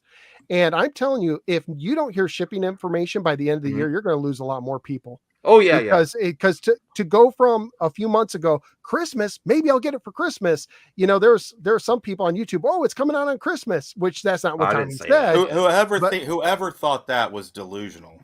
But I won't name any names here. But I did see people like, yeah, it's coming out for Christmas, and they misunderstood that. I'll say that falls on Tommy for not making it a 1,000%. Not being not clear. Say no. So if he cannot give a shipping update by the end of the year, you went from a few months ago saying you founders, you might get it by Christmas, and it's the end of the year. You don't even have. You don't even totally agree with you. Have a date. So I do think I agree with you, Max, where if you were CEO, you would just go into hiding basically and get the thing out until it's out. Dazed, what would you redesign it if you cannot get it out? Buying these components, keep the games, because you obviously made some games that are good. Focus on the hardcore. Redesign the controller where it's easy to get it made. It's not maybe remove the touchscreen, a big button, or something else, and just redesign it based on the current world environment, so you can manufacture it and bring the cost down too. Dazed, that's what I would do. Dazed, it's tomorrow. You wake up, you're in charge of the Amico. You're not just going to tank it. You're going to try and make it successful. What would you do to try and reduce the negative, toxic environment that's kind of followed it? I would instantly stop making videos. I would instantly just stop talking, and I would go inward. Like Max said, you don't really necessarily say go into hiding, but I would focus because if Tommy has, if anything, okay, maybe his skills for not taking people's you know, can we say crap? Yes. Okay. You know what I mean? Not taking people's thing. That would be a good traits for somebody who would manage a company. So he just needs to focus all of his talents inward to the Intellivison and quit worrying about PR and get this thing out by next Christmas in the best possible state that you can do it, and focus all your talent and all your money into that, and then market the thing, because you already have the pre-orders, and then use that as your opportunity to start marketing. That's what I would do. And I would completely stop. Sure, you can have the Facebook page for your true diehard fans. Why not? Keep them updated. But I would just drop out of the public eye for now and literally focus everything inward on my company if I did care about my employees. If that's what I wanted to do, if I want to create this ecosystem for the Amico and have employees there that are going to be with the company long term and not have to find a new job in a year, let's focus on the ecosystem within the company and get that positive and moving in the right direction. Because from what I hear, there's people inside Intellivison that aren't 100% in love with Tommy. So this would be a chance for him to do damage control into the company and really get that positive, and then go from there. That's what I would do. Siggy, what would you do? You're in charge of Intellivison tomorrow. Asking the wrong person. Yeah, I know. Tommy would be at this point. I wouldn't do anything, honestly, because here's the thing. I for me personally, like I said, my personal take on this is I'm so tired of people to see CEOs, these people who have all this money and are just taking our money and flaunting it, not even acknowledging us. F those guys. I'm tired of it. They're sitting there driving fancy cars while people are struggling just to buy their product. Like, F that. You have people who work in for crap money every single day who are spending that crap money instead of paying their bills, which is irresponsible, by the way, but buying these people's products. And these CEOs don't care because we're sitting there making them richer. And they don't care. Now, Tommy's already rich. Okay? He's already rich. So regardless of him doing this, he already has money. So I'm sorry. Like, I know you guys all disagree, and that's fine. You can. But for me personally, I'm fine. I'm fine with Tommy clapping back. Because here's the thing. Y'all, a lot of people in this chat, when we get back to the topic of toxicity, y'all wouldn't know me and I wouldn't know you. If it wasn't for the fact one day I made a stream and was like, what is up with people being mad at the Amico? And then all of a sudden I had all of you people in my chat running your mouths like you're doing now. Hey, so I've had the same thing. The same thing happened to me. Right, exactly. But and that's on what my I'm saying, first like, video. Like, it does bring people together. So irrelevant. Like, no one cares what you have to say. So, like, I'm sorry that you guys disagree. You could disagree. It's already bringing people. Amico was already bringing people together. But my whole thing is, after 3 years, because I'm going to just address the things being said in the chat. It's like, after 3 years, you guys keep saying, well, we're bringing awareness to investors. And I think Dazed even agreed with my point. Listen, at this point in the game, if people are investing money into a company and they're not doing their own proper research, when all of you guys have been making videos, so all the information has been out there, and there's always an information of you guys bringing it out in the public of the things Tommy says, the mistakes that the company has made. If these investors and these people aren't seeing it and they're not doing it, then they deserve to have their money taken, and you should just be like, haha, we tried to tell you, that is your fault. We are beyond the point of people being bamboozled because of not enough information. There's plenty of information. That's why I started making my videos, because at the time I don't feel like there was enough information on the side that is being more critical of the Amico. Right. And that's what I wanted to do. But this thing has blown up bigger than I would have ever thought when I started, to where it is now. I mean, there's plenty of information out there. So yes, at this point, if you invest in the Amico in its current state, you're crazy. Yeah. So let me, so, you know, it's interesting because yes, there's a lot of information out there, but I do know that people are still surprised. I've seen videos where people bring up the Amico who have been out of the loop, because we're in the loop. Yes. We are in the loop. Okay. But there are people out of the loop who you're all out of the loop. Now I'm out of the loop. So yeah, I'm sorry. I didn't mean to have you on the stream to kick you out of the loop, cult. But anyways, there is like, there are people who come in and they bring up the, I've seen YouTubers, they talk about the Amico and all of a sudden their comments blow up because they weren't expecting it. And and this is what happened to me. I talked about now I'm very aware of what's going on. I had no idea when I talked about leg what would happen. how my comments would break up. And this one makes me laugh. This is one just example of some of the toxic responses I got. Not all of them were toxic. Some people were very sincere, and you could disagree with me, and that's fine. But this person says, wow, for years I listened to you, the podcast and everything, but I see how you're buying into the Amico drama and the hate to speed your channel growth. Pathetic. I spittle. And by the way, I give them 10 bonus points for using the word spittle. I spittle on you. Spits on you. And now I unsub. Long time listen, now a permanent hater of yours. All on you, bud. And what was ironic is he then went to another video I recently posted that had nothing to do with Amico and said, I spittle on you because of the Amico. Like he used the spittle again. Spittle. So can I ask you a question? NSG, yes. Was that guy, did you check and see, has he actually been a longtime subscriber of yours? Like, have you ever had him comment on any of your other videos, or was it just like a new person saying this? It might have been a new person. I'll be honest. I guarantee you, because I had things like that in my comments from when I first started too. You know, like people coming out of nowhere. And I know that people that used to subscribe to my channel for the content that I made have literally nothing to do with this thing. So I know that they're not old people of mine that are saying that. Yeah, so it could have been. I guarantee you, it was somebody new coming in to just try to. It's probably a troll. But what I'm saying is, and I did have a longtime listener or viewer who talked to me, and I talked to him, and by the end he was like, "Okay, it's cool," because he bought into that too. That just because I'm talking about lag, I'm some intense hater who just wants to destroy people's dreams. And no, I just wanted to bring it up. I wanted to say here, and it's funny because the video I did, where I tried to replicate what was going on screen with that cheap At Games Blast thing. If you watch that video, I just address, I'm like, here's some of the excuses I heard about the lag. Let's see what happens when I do this test. And when I do the test, I don't say a word. I don't bring up anything again. I don't say, this is conclusive. Yeah, you're showing it. I put it up there and I let people make their own decisions, yet I was still called a hater without forming an opinion in the video, which was really interesting. But that's what we're seeing happening. And I could take it with a laugh. I can understand it. It did the amount surprised me.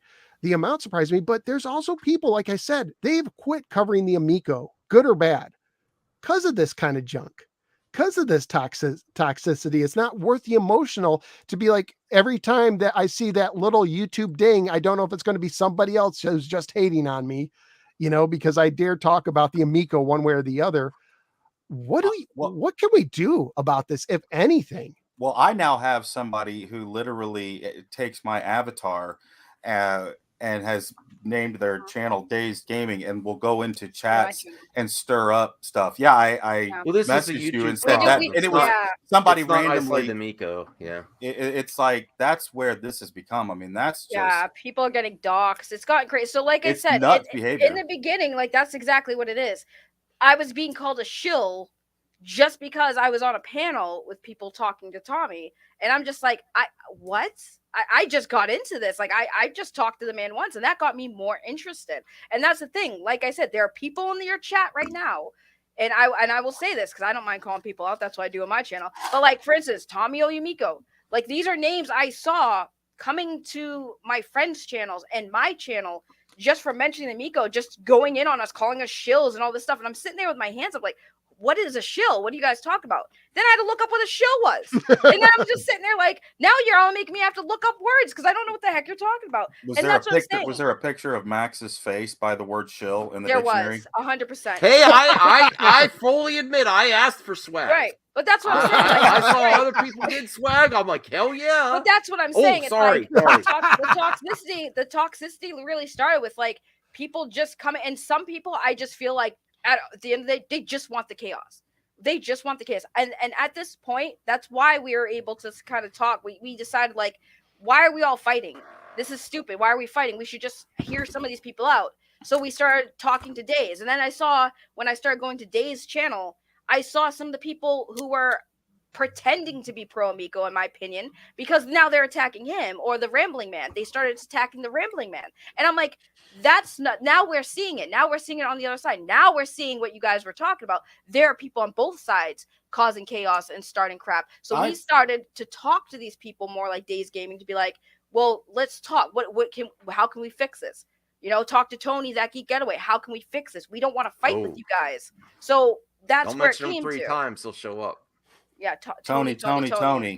If he doesn't show up now, I'm gonna be a little bit mad.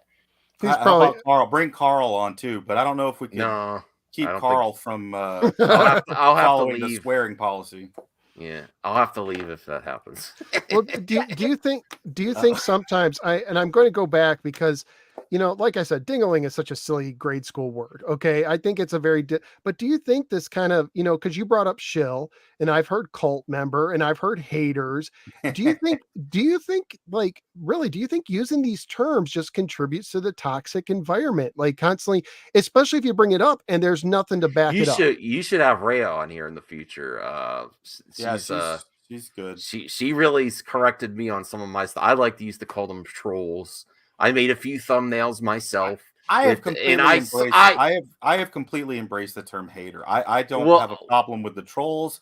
I don't care anymore. Well, I took a slight jab at Dazed and Rambling Man and but you know what? That's why I was so light. But then she said, "Well, maybe." Oh, I know. That's why I was extremely light too. Yeah, I was extremely light coming back at you. But I said, you know what? We'll just go on the show and talk about it. Mm-hmm. And I think that's part of the key. Excuse me, I'm choking up here, and it's not emotions. It's just I oh my goodness. Oh, you guys are touching my heart. Anyways, no, but I think part of the key is us being able to talk, right? And I know I've heard you say, Max, like there's something different when you break bread with somebody, which this is like, and like I've gotten to know Saggy, I'm getting to know Dazed. I completely disagree with Dazed Gaming and Rambling Man, but I like them. They're my friends. Even Tony's my friend now. We can enjoy each other's content. I watch your stuff some, Max, too. Right. Yes, but I completely you have to be friends with people you disagree with. It's not. It's like we have more in common than not. Really, we just disagree on one console. And I'm not going to hate you for that. And Tommy. And I want to bring up, I'll give you guys a secret, and it's not like some mass manipulation plan, but at the beginning of my streams, I've tried to talk about football for a second or movies. Why do I do that? To show that, hey, there's more to us. Football. There's things we can talk about. We can disagree about the Amico, but maybe we agree about the DCU or something. There's stuff there's more to life than the Amico. Now, Lucky brought up that there's toxicity everywhere on the internet. It's not just an Amico thing. And yeah, I totally agree. But let me tell you something really interesting. I've been covering retro gaming now 7 years. And before that, I was following it. I have never seen this toxic before in anything. I'm talking like Nintendo versus Sega. I'm talking even the time that comes closest to this was the Coleco Chameleon. That turned toxic near the end and it blew up really quickly. So the toxicity didn't have time to really bubble up because the truth was found out there. And I'm not saying that I know why. I'm not saying that the Amico is a chameleon. I'm not saying that there's similarities and there's differences. I don't believe that the Amico is a graphics card underneath the hood or an SNES Mini and Tommy's going to run away with the money. I don't believe that. I believe that they're generally trying to do that. But man, toxicity is everywhere, but the Amico like a magnet. I know why. There's such a long time between announcement and so much people talking about like some of the Atari VCS and stuff. They got announced, but there wasn't much new info. But it's the constant presence, the combination with the pandemic, people being there to talk about something different. There's not a lot of stuff going on. It's just this long time between all these videos, announcements, and when we're actually going to get the product with a constant face out there. There's a face there. When the Atari VCS got delayed, there wasn't like a face. I guess with the Chameleon, there was a face, like the person that was trying to present that. But he wasn't as readily available as Tom Mike is. Kennedy. He's there. Yeah, so Mike Kennedy. A lot of the issues I'm starting to realize, it's similar to a lot of other fandom or communities that I've seen. And this is what happens, is you have a lot of people who are kind of being grouped in because you do have some of the more chaotic members of one side. And right now, it just seems like the more favorable, more desired topic to kind of just crap on Tommy and the Amico. So you also have people who unfortunately are basically capitalizing on that by building themselves, building their YouTube channels, building their Twitter following, and building themselves using this situation. And you have people, unfortunately, that are just going to rally with these people because right now they're all in that same mindset. Well, F Tommy, F the Amico. We're just gonna rally around each other. We're just gonna dunk on this thing. And there are some people who just take it too far. Now, a lot of people, that's where it said in the beginning when I've talked to Dazed Gaming and some of the people in the chat on Discord and stuff, we actually had a one-on-one conversation. We kind of all, for the record, kind of collectively agreed that, yeah, there are some people that are a little bit more extreme. And unfortunately, because they're getting grouped in with people like Dazed Gaming and some of the people in the chat, that's where the pro Amico people, we just see the crazy people and we just all group them together. So that's, like I said, we've realized like we need to stop fighting each other and actually get to know each other. Now I've gotten to know Dazed. Do we agree on the same thing when it involves the Amico and the other topics with it involving the Intellivision or Tommy? No.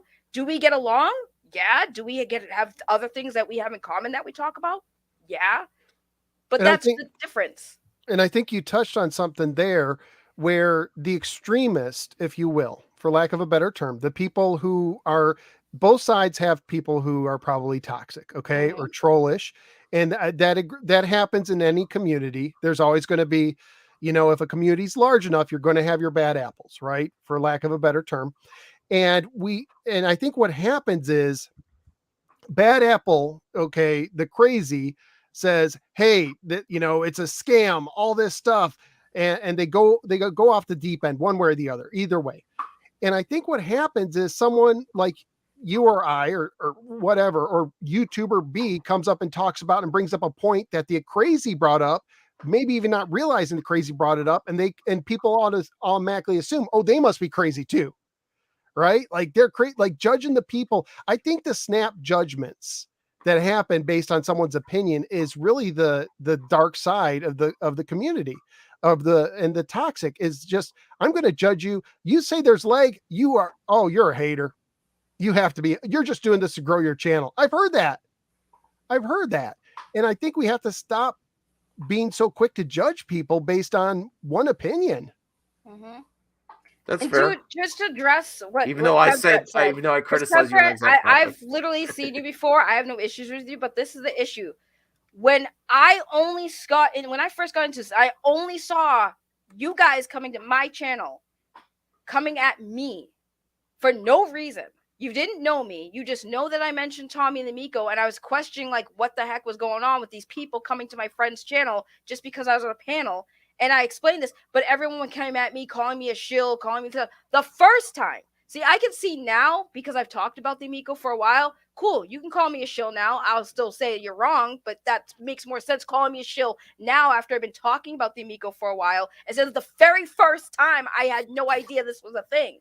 Okay, so yes, when you guys were doing that to me, yes, it's your fault. Because you should have just, you guys do it all the time. You go to anyone's channel who's talking about it. You try to convince them. You're not really having the conversation. You need to let them go. You need to just don't feed the trolls. Right. Let it go. Right, but that's what I'm saying. Like, sorry, but yeah, it was your fault. Because a lot if on you the guys critics didn't come to my channel, I wouldn't have no idea. I wouldn't have been this invested. I feel some on the critics side want people to submit to their opinion about the Amico as a whole. Like, if you're saying you're still excited for it, you have to admit it's a piece of junk. And if you don't, you're crazy. I still get that feeling from some, not everyone. I don't. No. Not admit that it's a piece of junk, but not try to pretend like it's the greatest thing since sliced bread. No, I don't think. And the controller is going to be such a game changer that you will never want to go back to a D-pad. I love way the D-pad, too far. But the circular pad is in the top, top control methods for me. I have to get more time with it. I mean, I have limited time with it. The control is very comfortable. I'm just pushing minus the touch screen. Yeah, I'm just pushing back on you saying like, no, you don't have to completely denounce it as a piece of trash, but you also don't have to praise it in such a way. And I think that's a lot of what people talk about. And I think that's why a lot of people get commenters coming to their channel, because they just feel like that it's a little bit too far and not 100% genuine. A lot. Well, But this is here's the thing, another I never internet pra- here's the problem. thing, Trying to though. convince I've people your never opinion. praised It's like it. you should I've just never have praised it. no, not you, Saggy. You're not one of the people. You've always Right. said, I've know, been very open and transparent. I've only you know, talked about whatever. my But there experience. are some people that are talk about it in ways that it's literally like, I don't know, like I think better than it could possibly potentially be. I see this. I see this happening in politics sometimes, and I'm not going to name names, but where your candidate, you know, can never do no wrong, and the opposition can never do no right. Right? I've seen that happen in politics all the time, where tribalism, whatever your party is, they're they're God's gift to earth, and the opposition is the devil incarnate, and there's never anything they can do right. And it's sad to see this, because one of the things why I like covering retro gaming is, for the most part, first of all, there's tons of cool people in the retro gaming community. There's a lot of fun stuff. stuff. And a lot of generous people in the retro gaming community. And most of us have matured to the point where we could say, you know what? I like Atari and Sega and Nintendo. Like, we've gotten over the wars, the system wars. And I want to see that happen even with the new systems like the Atari VCS and the Intellivision Amico. And I think it's important, one, we attack ideas and not people. You know, I think going after the idea is a better, you know, it's like all the you statements, you this, you negative this, it just feeds into the beast. It feeds into the toxicity. But I think it definitely does. I think if we could just talk about the issues, like, for instance, I'm using leg because that's what inspired me to do this. If someone said, you know, I think it's just the inertia. Okay, well, maybe there's a point. People don't know. Okay, maybe that's a point. You're a hater. Wait, what? You know, it's like, which one are you more likely to respond to? Which one are you more likely? Did you do a I cancel my Amico video? Did I did a video?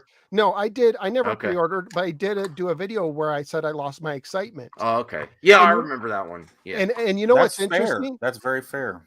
I won't name names here, but when I did that, and and when that video came out, I didn't, you know, well, it was very positively received. I'll just put it that way for the most part. And I was still following, and people are like, well, why do you still talk about the Amico? Because I think it's fascinating. Yes, I've never seen anything like that. I'm not doing this for views. If I was doing this for views, I'd stop playing old games and play the modern stuff. You know, exactly. I mean, every YouTuber creates stuff for views in a general sense. It's like, just like everybody goes to work for money, but because it's more fun. But I talk about the Amico because I enjoy talking about it. I enjoy listening to differing opinions about it, and it sometimes it fascinates me. You're all like gonna have an Amico. Everyone here is have an Amico day. I'll get one when it goes to the thrift store, Max. I'll be looking to look for it. That's when I'll buy one. Yeah, and so I never pre-ordered it, but I will say this: when I had, are you open to buying one? Let me tell you this, Max. Okay. Let me explain this, and I'll tell you just how the psychology. Because I'm reading your mind. This is a question I'm going to answer. I had Tony on my stream, and Tony is a big time critic. Okay. Yes. And big time. And when I had, and you know, and a lot of people snap judgment on me when I'm just trying to talk to the guy, and I don't know everything about him, but he seems like a guy who does a lot of homework. And too much. Too much. Gives me a headache. Too much. Gives you and he oftentimes has opinions that make sense when he lays the way he lays things out. So I was like, okay, let's talk to this guy. He seems pretty interesting. And I asked him, you know, why are you buying an Amico if you're not interested in it? If you think it's like this, basically a dumpster fire, for lack of a better term. He didn't say that. I'm just using that as an analogy. And he says, well, if I'm going to cover it, I want to have one. And I was like, well, that's very fair. And after that point, I was like, maybe I'll save up and get an Amico, because I enjoy talking about it. And 250 is a lot for me and my family, but maybe I could do some extra live streams and get some super chats going. It's something I was going to do originally, and maybe I'll get an Amico. After I posted my leg video, the kickback from it really soured me. It soured me with the Amico. It was a lot of negativity that I have never had more negativity in a video than that video. Come at me for it. And I'm a grown up. Okay. I can handle it. But what did that tell me? If I talk about Amico, I might be getting a lot of unwanted trash in every video I do, where I used to not get that. Do you know what's happened since I posted that video? all of a sudden, every video I post is getting a small handful of thumbs downs, no matter what, that I didn't get before. Like, has that happened to you? Me too. Me too. Yep. Every time, like every instantly. video. I love it. I love that type It of I doesn't don't care. matter what. I'm You're the actually, exact opposite of me, no I'm sword actually gamer. sad that YouTube took that away because I love it. I It's want to still see there. it. Yeah, but no one else can see For it. the record, though, they weren't wrong, because ever since they put that up, my videos barely get disliked anymore like they used to. And yeah, like any video, doesn't matter what I posted, would just get bunch of dislikes, especially the Amico ones. Those would get double dislikes. So yeah, it's a wild thing, and that's why I said originally when Max first introduced me to the Amico, it was on a panel that we did a podcast. It was two of us there. Everybody else there on the panel was interested in the Amico because they're retro gamers, right? And they asked the two people who were current gen gamers, does this sound like something you're into? And both of us said, no, it sounds dumb. We are not interested. We are current gen gamers. We're not retro gamers. It doesn't appeal to us. And then Max was like, well, let's get Tommy on here to do an interview, maybe, blah, blah, blah. So we did that. And I said it on that stream when I told Tommy to his face, like, no, it's not something I would think I would be interested in. I play PlayStation. I play VR. Can the Amico do that? No, then it's probably not for me. And all Tommy said is, just give it a try. Maybe you'll find a game that you might have fun with. Just give it a try. Now, see, all somebody has to do, just give it a try. And before anyone makes a side comment, oh, hey, Saggy, give drugs a try or make some sign of remark. If it's something like the way he presented is like, oh, I want to bring families back together, blah, blah, blah, blah, right? I was like, that seems like a good reason to make a console. Yeah. Like, what is that? There's a market for that. Right. As much as people like this, say, oh, there's so no need give for it this. a chance. So There's I a gave market it a for chance. it. Well, here, And let me for a say this. gamer. Let me say this.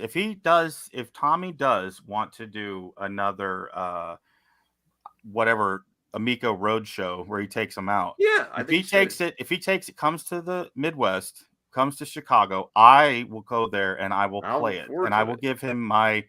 I will say how I feel about it. I want a selfie of you and Tommy Talarico. Okay.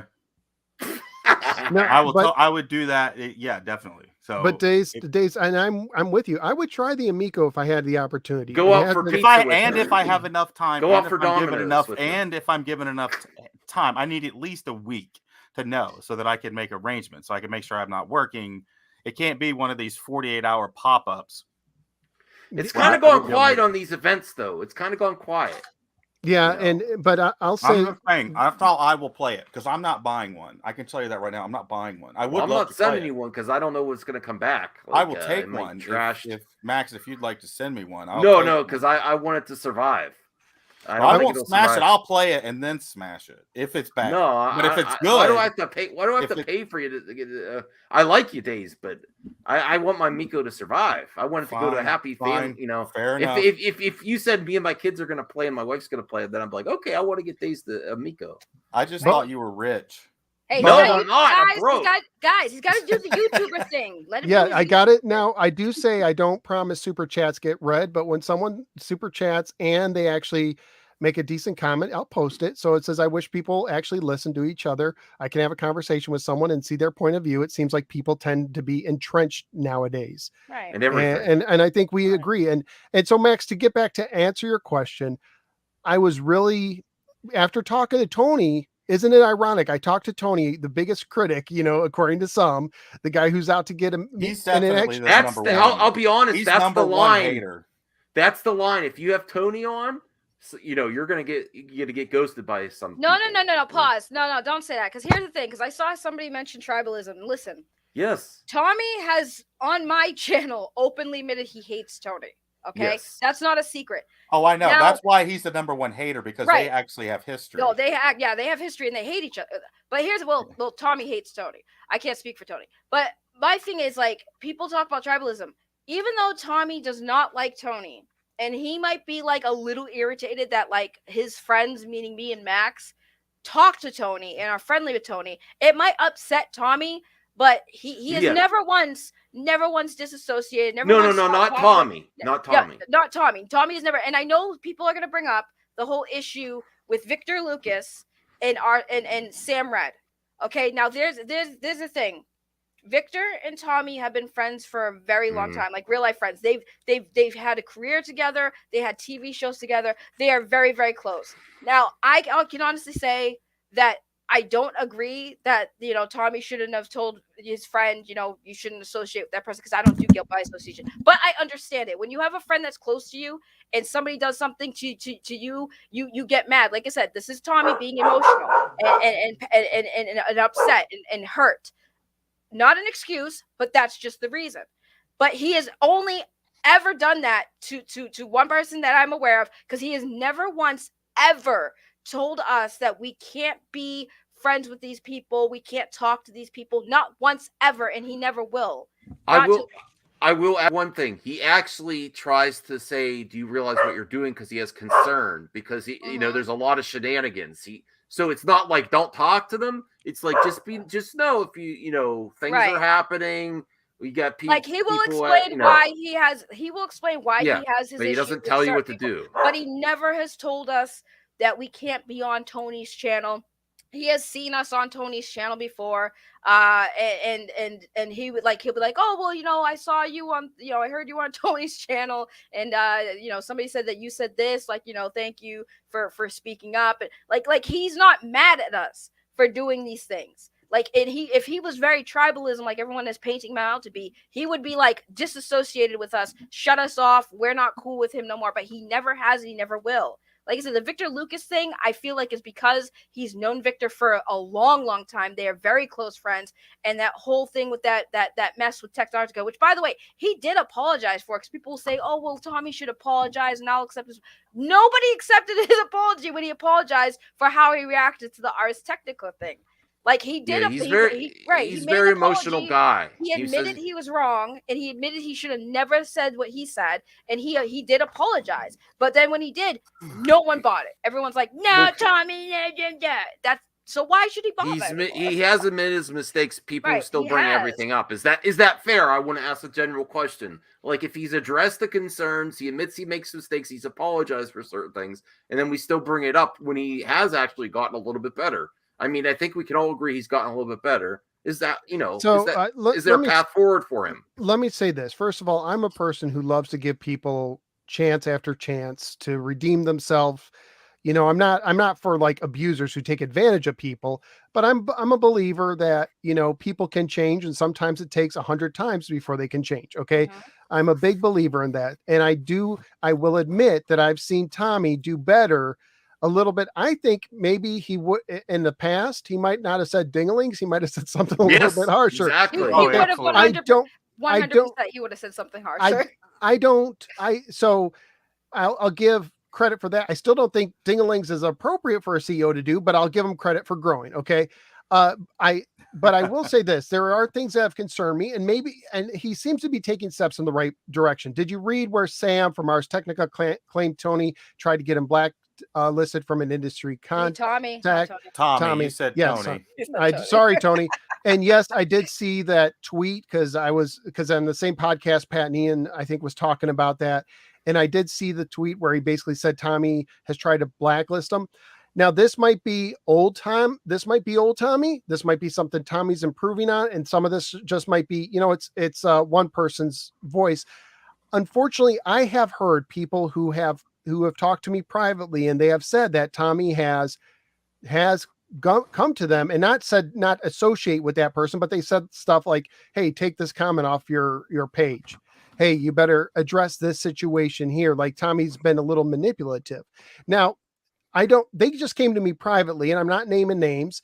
And I did see a post where Tommy did point out names of people that he kind of threw under the bus on a Reddit post where he did name specific people. And I'm just going to say this, and then I'll let you talk. Let me say this. I saw what he did do, the Reddit post where he pointed out people without backing it up, but saying these people are doing stuff. That's inappropriate. That fuels the fans of flames. And he said he's gotten into flame wars, and that kind of behavior, if it's happening behind the scenes, which, like I said, he might not do it to Sega, but Saggy or Max, but he may have said it to somebody else. I don't know. Could be. But if he's talking about people behind other people's back, that is inappropriate. And that's this kind of thing that, anyone should call out and say, that's inappropriate. That's not cool. Again, that's just what someone told me. But I have seen some evidence of it. Go ahead, Max. Well, just like you make your first Amico vid and you're like shocked at all the people come in the comment section. You have to understand they're critics. They're aggressive critics. A lot of people are in every single video. So I've had conversations before streamer, like there's going to be people that show up and it makes it where other people can't even get a question or thought that are new to the subject, because there's people that I've addressed consistently and they show up for everything. And it gets to a point where you can't even have a new conversation because the same people come in. So I think that's some of where it's coming from, is the critics that he's mentioned keep showing up everywhere where you can't even have a new conversation with new people. And it makes it it makes it unfair to everyone else. You're the same people asking the same questions that he's addressed over and over. You don't accept his answer. You're given the same critiques. And I think that's where some of it's coming from, where he might talk about individuals on social media that, you should be aware that this person, this and that. I think that's where some of that's coming from. It makes it very frustrating to have a conversation. Well, let me interrupt real quick, guys. I need to take a quick break. I'll be right back.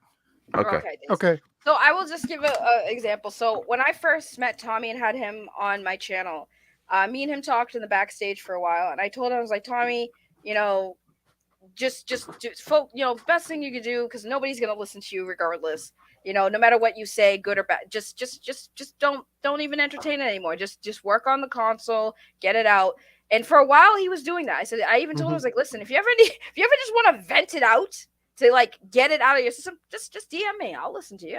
We can just dunk on people in private. You just don't make it public. Just don't let people get you too upset, because I know how it is. Because but again, I'm not a CEO. So he was good for a while, and then I saw him go into the Intellivison Amico, which is kind of like a Reddit page, mostly of people who are against the Amico, where they archive stuff and whatever that Tommy does and says, blah blah blah. So he went in there. And I saw the post because I was there, because I was invited there. Kev Grant, I was invited by Tony, by the way, because everyone was asking, why are you there? Because I was invited. Because I was told that I could be there and have a civil conversation, and it did not work out that way because I was not warm welcome. But anyway, that's another topic for another time. But Tommy went in there with a post that he posted there, entering the Lion's Den. Okay, that was the title. And he went in there and said, hey everyone, if you guys have any questions, I will answer them as truthfully and as honest as I can. Ask me all the questions, concerns you have. And I kid you not, that thread just got the way people were coming at him, and I've experienced it because I was in that thread. And they knew who I was. I was the Amico shill, the new kid on the block. So when I went there and made a post or post something, it was just people being very rude, condescending, very, very aggressive toned, even with the text. Like, they were just coming at you. And that's what Tommy got. And at that point, I was like, Tommy, why would you do that? Why'd you do this? He's like, well, I had to try. And I'm like, Tommy, you could be the Lord and Savior himself. If people don't like you, they're not gonna. It's not gonna change their opinion. So kudos, props for you for trying. But I don't blame. That's why I don't blame him. If you have people who you're trying to reach out to, put an extended hand out and they slap your hand away, why would I be nice to you after that? But as a CEO, I understand your guys' point. But for me personally, I've experienced that. And that's why there's this toxicity on both sides. That's why I get toxic, because what I do is all this hater drama. Whenever it comes to me, I use it. I use it for my channel. It's content now, because they've used me for their content. They use me to laugh at me and ridicule me. So guess what? I'm gonna use them for content. And if that's toxic, then hey, I'm just playing the same game everyone else is playing. I did make one video from you, Saggy, but I think I was very fair. You were very fair. I miss you covering me, Dazed. But see, that's why I respected Dazed, because Dazed made his video about me critiquing one of my streams, and he was doing it in a fair, not aggressive, not being a jerk. That was about because you were talking about Flat Earth Gamer, who's in the comments. He's one of the mods now, so. Right, and there's another issue that I feel it's the disconnect of communication, because people keep saying that I have not criticized Tommy or criticized Intellivison Amico. I literally did a stream talking about that E3 thing, and I keep bringing it up because no one's acknowledging that I was against. I thought it was bad. I thought it could have been better. I was not happy with it. I was a little bit butthurt because I wanted to see the Earthworm Jim, and I didn't see anything new. So I was upset. I've said this to Tommy privately. I said it to Tommy's face. I said it to the guy who made the video, to his face. So I was critical of that, and the only thing that they took out of that was my off joke about me having a crush on Tommy when I was a kid. That's the only thing they took out of. They made videos on it, said, "Oh, see, she's just in love with Tommy. That's why she supports the Amico." But they ignored everything else that I said in that stream, and that's the problem. That's the problem. It's people taking things out of context, not acknowledging when we have agreed with some of the criticism. And that's what the problem is for me personally.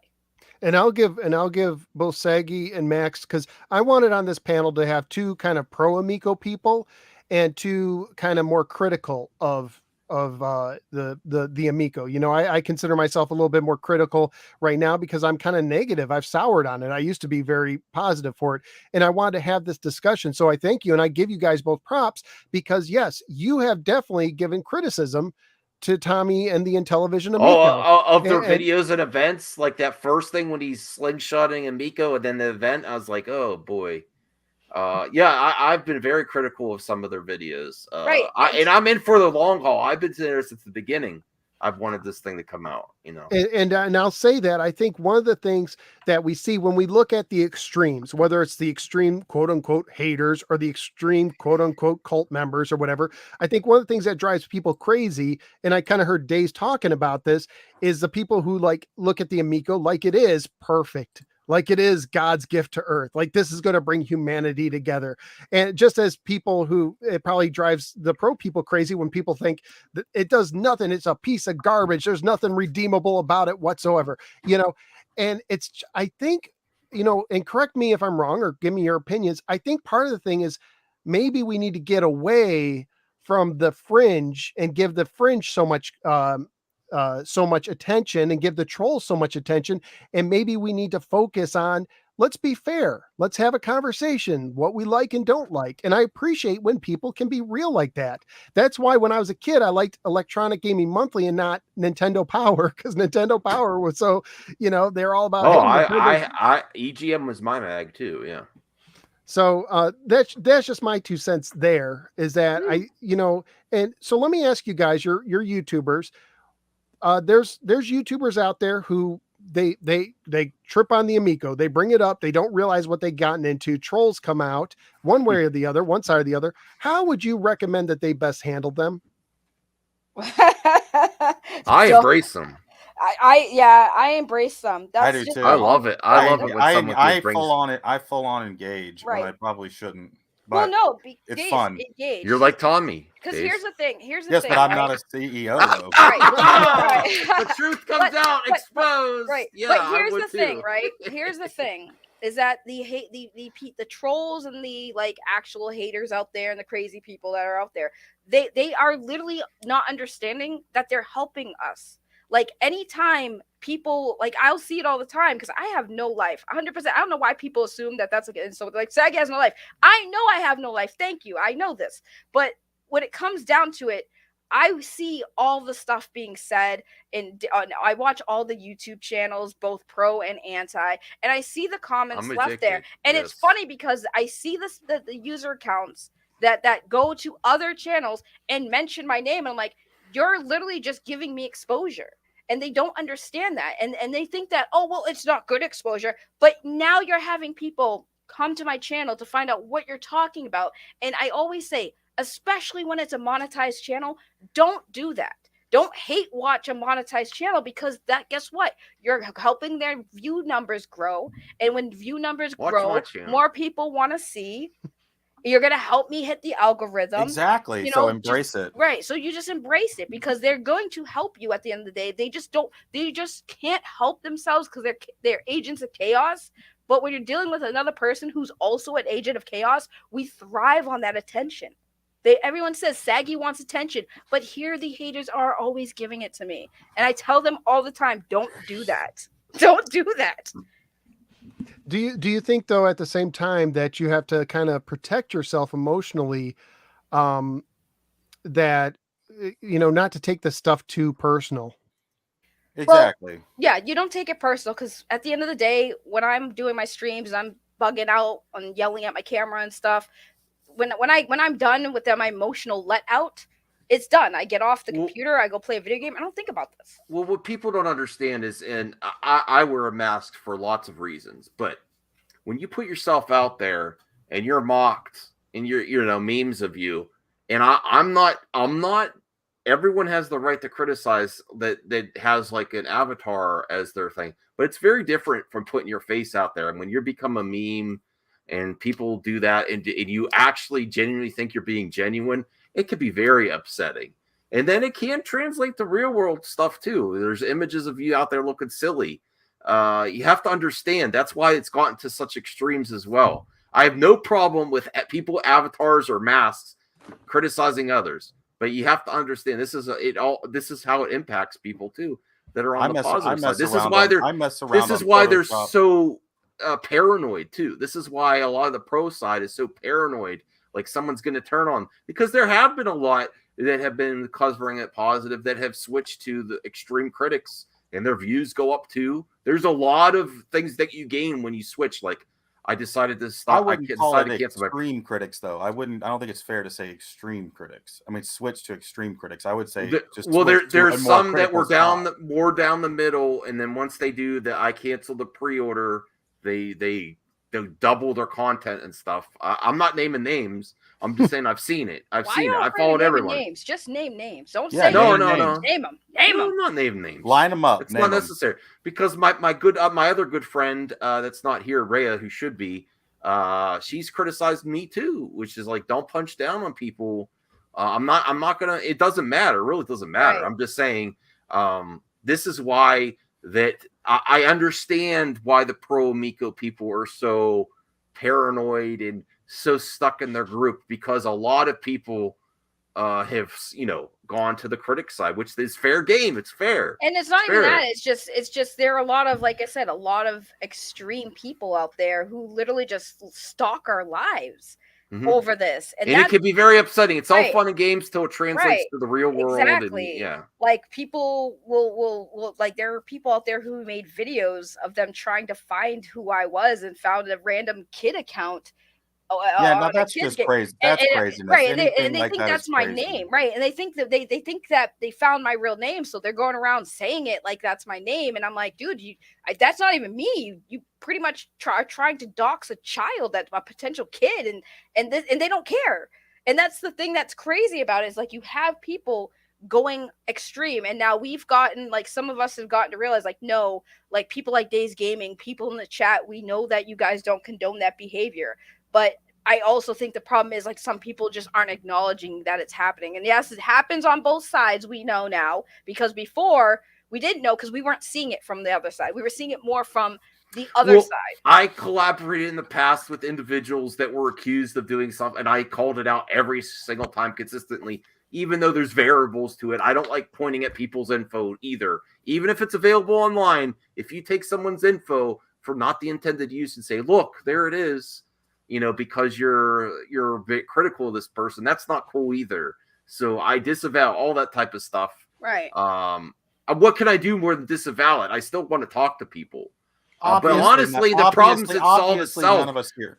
Obviously, none of us here. Well, I mean, there was someone that was on my channel for a while. Honestly, the problem solved itself because they don't contact. Well, Max, and I will say this in their defense: like, when I tried to bring up the stuff that was happening, a lot of them would just be like, "Well, we'll show proof, right?" So eventually, when I finally saw it, I start screen sharing or screen capping it and showing some of these people the proof that these things are happening. And immediately, a lot of them were like, "Nope, we're done with this. we're done with these people." And they started realizing, like, yeah, that's not okay. And that's when we started having the conversation. And then they started showing me things that other people have said, and I've said, and Dazed Gaming and the Rambling Man can confirm this. How many times have you guys seen me in your comment section of videos when you see the supposed pro Amico people, and I'm saying that in quotes because I don't think those are pro Amico people, but how many times have you guys seen me in your comment section when people are coming at you guys? I'm defending you. You know, I was defending you guys, saying, no, they have a difference of opinion. You have no, you're making personal attacks. Don't do that. Like, I've come to their defense. When Tony had a strike against him from another YouTuber, me and Retro Bro immediately, despite our history with Tony, because me and Tony are always fighting, Retro Bro and Tony always get into fights, we were like, we dropped our stuff and we went after that YouTuber. We called him out on Twitter. We both made our videos on him and said, hey, dude, like, that's not cool that you're false striking somebody's channel because you don't like them. That guy got mad at us and it was saying, oh, well, you're defending this troll. It's like, because it's not right.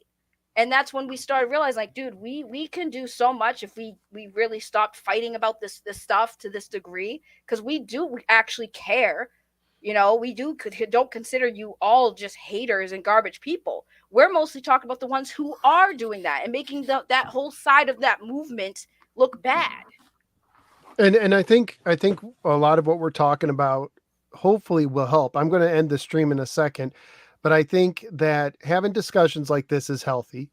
Yes. You know, where we realize that, hey, you know, we're relatively, you know, we may disagree with some of the things surrounding the Amico, but we're relatively sane people. You know, it's like, we're not out to ruin people. I think making sure that when we bring up the extremes that we point out, hey, there's a lot of people out there who don't like the Amico or do like the Amico, and they're not crazy. You know, that's just that, like, I'm crazy. Yeah, but you know what I'm saying? Like, not everyone's the troll.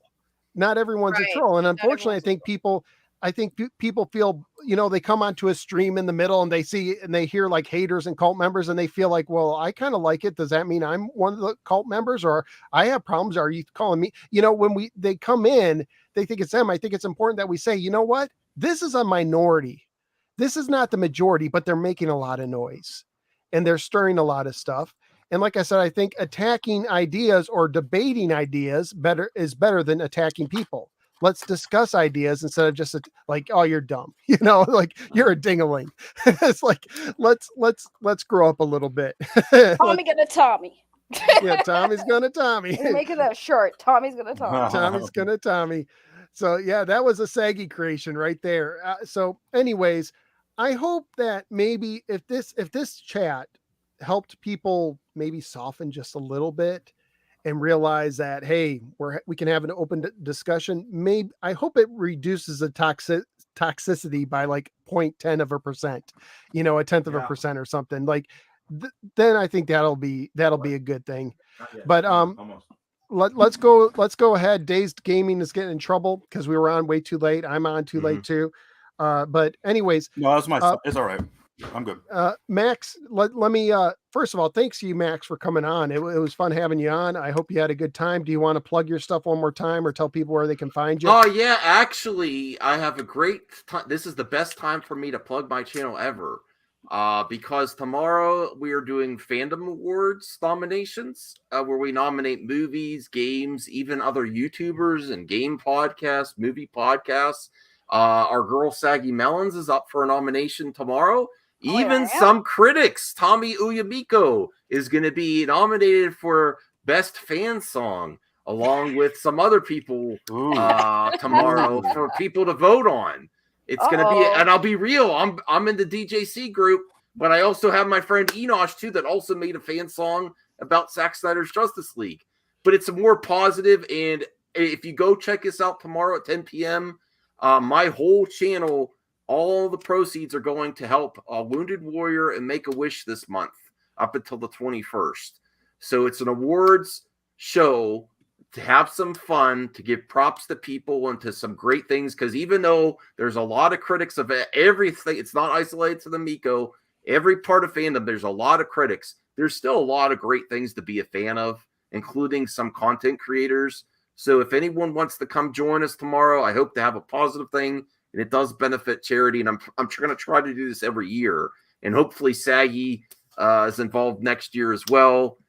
Maybe next year Dazed Gaming might get involved, or No Swear Gamer. Who knows? We're starting small, first Fandom Awards, and next year to see where it goes. People are it's starting to get a little bit of traction. I was on another channel beforehand, so if you would be so kind as to check it out, see if it's something cool, I'd be happy to have you. You know, you bring up a good point. There are people on both sides who are really talented. Like Tommy, you know, he's got some swearing in his stuff, but he is a talented musician. And getting those lyrics together, whether you agree with it or not, there's some skills. And there's guys like Panda Sub who's really good at editing, you know, like really puts on a show that looks like more than a typical what I could do, you know, has some good technical skills. There's people who are really talented out there on both sides, you know, who I hope we can appreciate their talent, even if you may not appreciate their opinion.